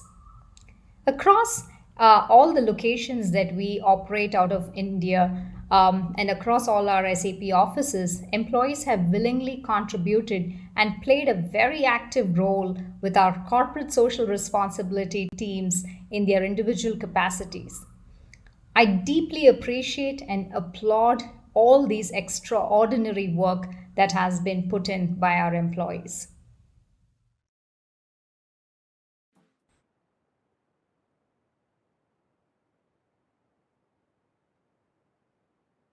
Thanks again, Rupa. I'm sure you'd all agree when I say talent is at the core of an organization's success, be it in creating value, driving business outcomes, or building lasting organizations. Along with business capabilities, talent transformation through honing business acumen, transforming a growth mindset to ambidextrous mindset, and nurturing entrepreneurial thinking across the organization. In our next fireside chat, we have our own Nilesh Thakkar, managing partner as well as global head at Zinnov. And as the session chair, also from Zinnov, Rishabh Khemka, he's the engagement manager with our engineering excellence practice. Over to you, Rishabh. Thanks, Nivedita. Greetings, everybody, joining us today for this fireside chat. We will dive right in for interest of time. So there are multiple aspects of talent transformation, as we have learned in the sessions earlier, right? For our chat today, we are going to focus only on one of them, which is globalization. So we are seeing many countries are starting to look inwards for talent, Nilesh. What impact do you think it will have on globalization? Yeah, so I've been thinking about this talent for a long time. It's a passion for me, and over the years, companies, people used to go where the jobs were. Everybody came to Silicon Valley, and I'm from Silicon Valley, and people came flocking in here because of the good jobs are here. After a while, companies started going to where the talent was. So we started globalizing. And over the last few months, we've seen that now the jobs are going to where the people live. So it's like continuously changing to where talent is so much of at a shortage that eventually people will go. It's like, it's fighting gravity. You cannot fight gravity, or water finds its way somehow, where it wants to go. So the good talent is where companies need to be. And so globalization, this is a short-term thing, which, right now is going on, but I don't think there's going to be any impact on globalization per se. In fact, I'll give you an example. This is a long time ago, Steve Jobs, one of his quotes, like is, and this is Steve Jobs, we associate Steve Jobs with, innovation, design, coming up with great products. Yeah. But he actually said the secret of my success is that we have gone to exceptional lengths to hire the best people in the world. So if you think an Apple is a successful company, and the way they have been successful is trying to hire the best people, then you have to, as a company, to be successful, be where the talent is. So I believe that globalization continues, and we'll talk about it more as we go along. So. I completely agree. So as we move forward, right? So remote working is something that got expedited. We talked about that a lot in earlier sessions as well, and we're going to talk about a little bit more in the post-COVID era. What do you think the leaders can do differently to drive business value? Yeah, I mean, I think I don't think leaders have to change anything. I think leaders should continue to. And again, this is another one of my a person I respect. I worked with him at Intuit, and one of the things he used to tell us that a leader's job is not to be, the job is not to be the best they can be. Obviously, they always want to be the best they can, but is to build the capabilities in others. Once you build the capability in others, and then create an environment where they can flourish and empower them, then that's what you want to do. And I don't think that changes. In fact, it's even more important now that you do that, because people are going to not be able to meet very frequently. So empowering people, encouraging them, creating an excitement for the vision of the company is where you want to be. And that continues to be even more important now. So I would say encourage, energize, and empower your people, and continue to do that even more. So. Those are important, and some of the earlier session panel members also talked about that. There are some risks in globalization as well, right? So those are like unknown ecosystems, local regulations, geopolitical issues, and so on. Nilesh, in your opinion, how do you think global companies navigate through these? Yeah, I mean, what they should be thinking about. Yeah. No, I think that's a great question, and we have worked with a lot of companies. We're currently working with several companies where we're helping them thinking through their global strategy. We are actually actively working with setting up about 9 different companies where we are setting up global centers for them. Obviously, risk is an important thing which you, as any business, should be thinking about. But also, you obviously have to weigh it against the rewards which you are getting. And when you look at the risk reward, we actually are releasing a report very soon where we have weighed the the ease of doing business, the risk of doing business in global locations. And if you are on Thursday, we're going to release that report, and you'll see that different countries have different advantages and risks. You weigh those risks against what your company needs are, and you figure out what to do. There are certain things you can take to reduce those risks. Obviously, making sure that you have the right leadership in place, right? Making sure the geopolitical situations are not going to become something which will be affecting you. Making sure you work with partners who are able to help navigate through those risks. For example, we used to work with companies where they would be able to travel, and now they can't travel, so they expect a strong partner on the ground who's able to help them through navigate through situations. For the last 4 or 5 months, we have worked with companies who have hired 200 people over online, remotely, and that has gone pretty well for the companies. In fact, it has become nice, as some of our earlier panelists spoke about. Now the talent pool is not Bangalore or Pune or Mumbai or Delhi, or the talent pool is all of India. And as Pari mentioned in his talk, you could have 100 different centers across the country where you can get talent from. So actually, I believe there are ways to reduce that risk too, from a concentrated approach. Now you can get talent in multiple countries. You can get talent from multiple locations. So there's a ways to even reduce your talent, because the remote working capabilities, which we have learned over the last few months, can be used to reduce that risk. So That's an interesting point, Nilesh, that you bring up in terms of the talent, and as you alluded to, Pari and a couple of the other members have talked about earlier. One of the things that I feel that when you're bringing in those talent, the onboarding becomes difficult, because those are like brand new people coming in, and then how do you kind of put the culture intact of the company, or get that imparted into them? Like, what are some of the things that, in your opinion, that should be done to make sure that they are seamlessly onboarded into the firm, and kind of the culture doesn't gets a hit because they're all remote? yeah, I mean, I think that is again, nothing changes. I mean, you constantly, it's something. As soon as you have a good onboarding program where you talk about the vision and mission, why you're there, what are the problems you're solving for, what is the purpose for the company. One of the other things which we do, I've always done in my career, and we encourage our customers too, is making sure that everybody in the company understands the customer deeply, has a good customer empathy, because at the end of the day, the people building the products have to understand the customer.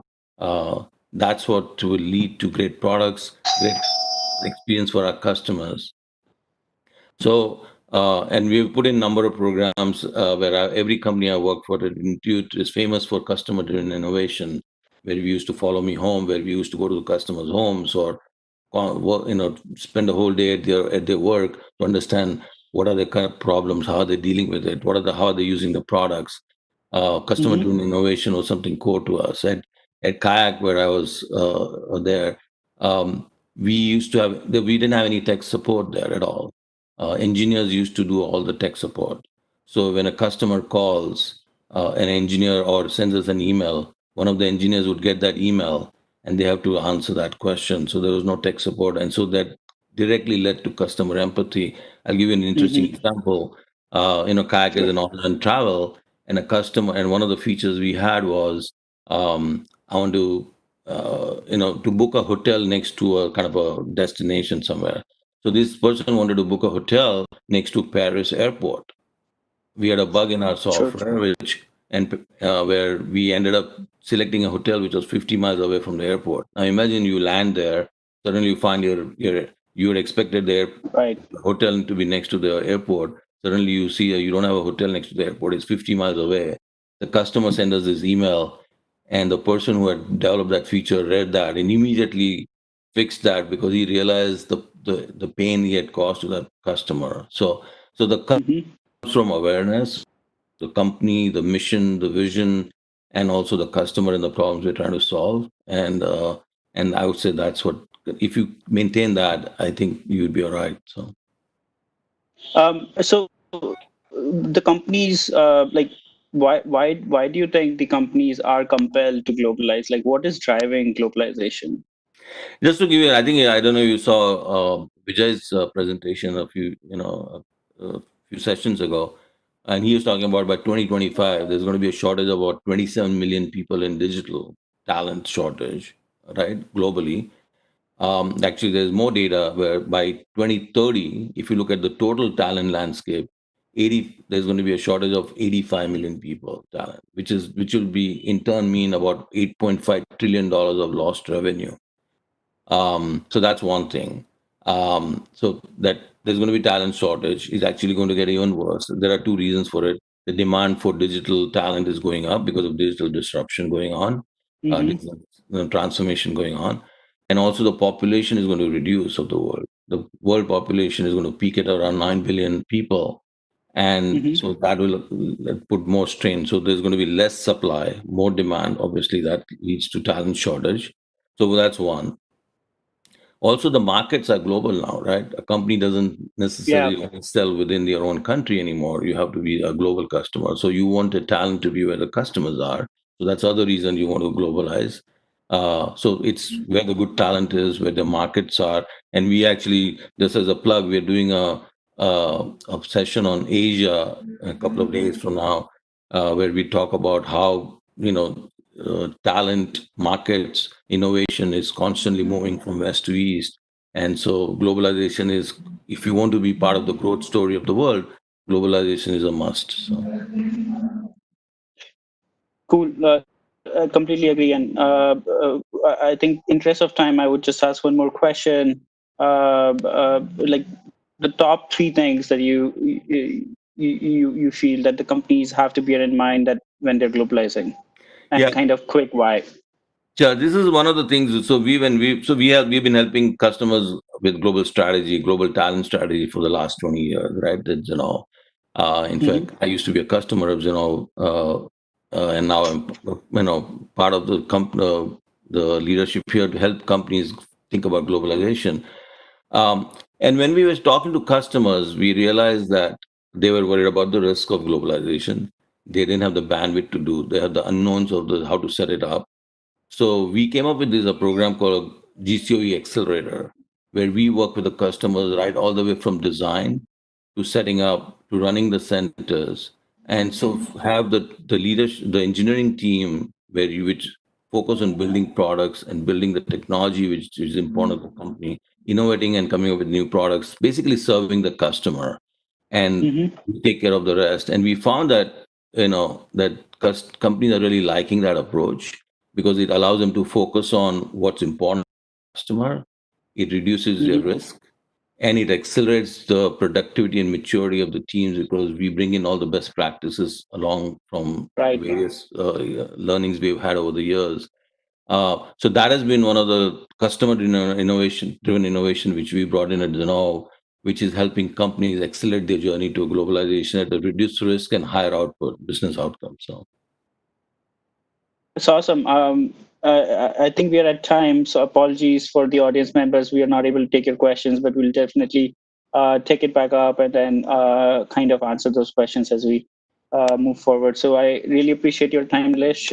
Thanks so much. And also to our all amazing audience who have been sticking through the 2 days and then a few more days to go. So looking forward to the other sessions. Thanks so much again. Thanks, Risha.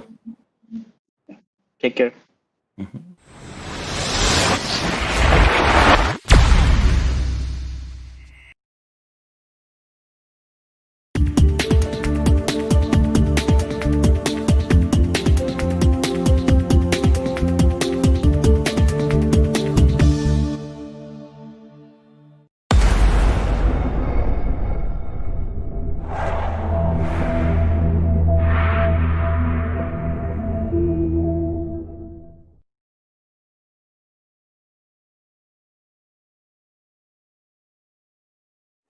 Hi, it's always exciting to share the inspiring stories of our associates that went beyond the call of the duty to become productive. Anil and Rakesh practically performed a circus feat, carrying along with them 3 desktops on a two-wheeler. Can you believe that? When Sri Kalyani learned about an ambulance leaving for the city, she managed to hop onto it. Lakshman managed to get police permission, drove 200 miles to the city on his two-wheeler. Abhishek, Surya, Maheshwara stayed put in the hostel to support business and survived with a single meal per day for at least 2 weeks. Manoranjan, Vishala, Pushpa, Ranga could not purchase a table and chair due to lockdown. They worked seated on the floor for more than a month. I salute them for being the source of strength and inspiration for Broadridge. Thank you.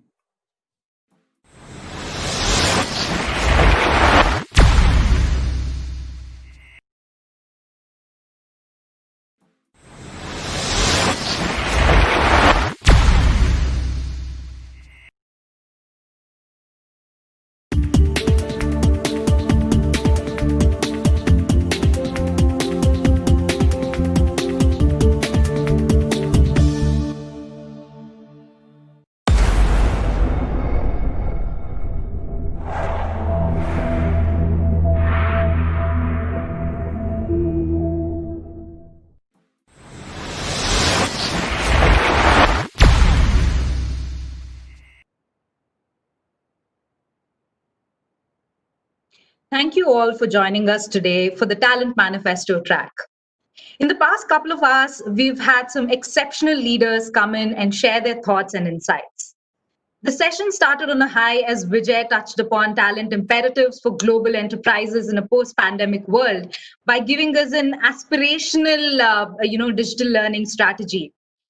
We had an absolutely engaging fireside talk, and that showed us very clearly how Dell is enhancing their employee experience philosophy to go further and together. That was followed by an absolutely brilliant panel discussion on unlocking the power of online talent paradigm, which was chaired by Faraz. I would like to thank Bal, Randall, Ruchi, and Stella, each one of you, for sharing your thoughts as part of that panel.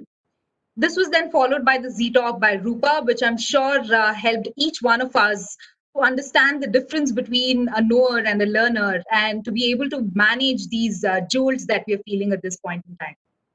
Also, a big thank you at the end to Nilesh as well as Rishabh for wrapping the whole thing up with a fireside chat on transforming talent for business outcomes. I would quickly once again like to thank all of our partners, specifically our platinum partners, Altran, Dell Technologies, L&T Technology Services, Broadridge Financial Services, Draup, as well as IBM. I'd also like to thank our gold partners, Scientific Games, Cisco Systems India Private Limited, and Fiserv. Our silver partners, Bristlecone, Tech Mahindra, as well as Mphasis. We also have our cloud data services partner, NetApp, thanks to you as well. Without your continued support and understanding, this event would not be possible. We have an amazing lineup for you tomorrow as well. For the morning session from 9 a.m. to 11:35 a.m. Indian Standard Time, we have our first track, which is the next normal for BFSI. We have eminent speakers there from organizations like Danske Bank, Morgan Stanley, Fiserv, as well as AXA XL. This will be followed by the Innovation 3.0 track from 4:30 to 7 p.m. Later in the day. We'll be having speakers from organizations from across domains like Flipkart, NetApp, Zerodha, Fortis Hospitals, etc. We definitely look forward to having you there. This is it from our side for tonight. Thank you for joining us for the day 2 of Zinnov Confluence 2020. Look forward to seeing you all again tomorrow. This is your host, Nivedita Nanjappa, signing off. Stay safe and good night.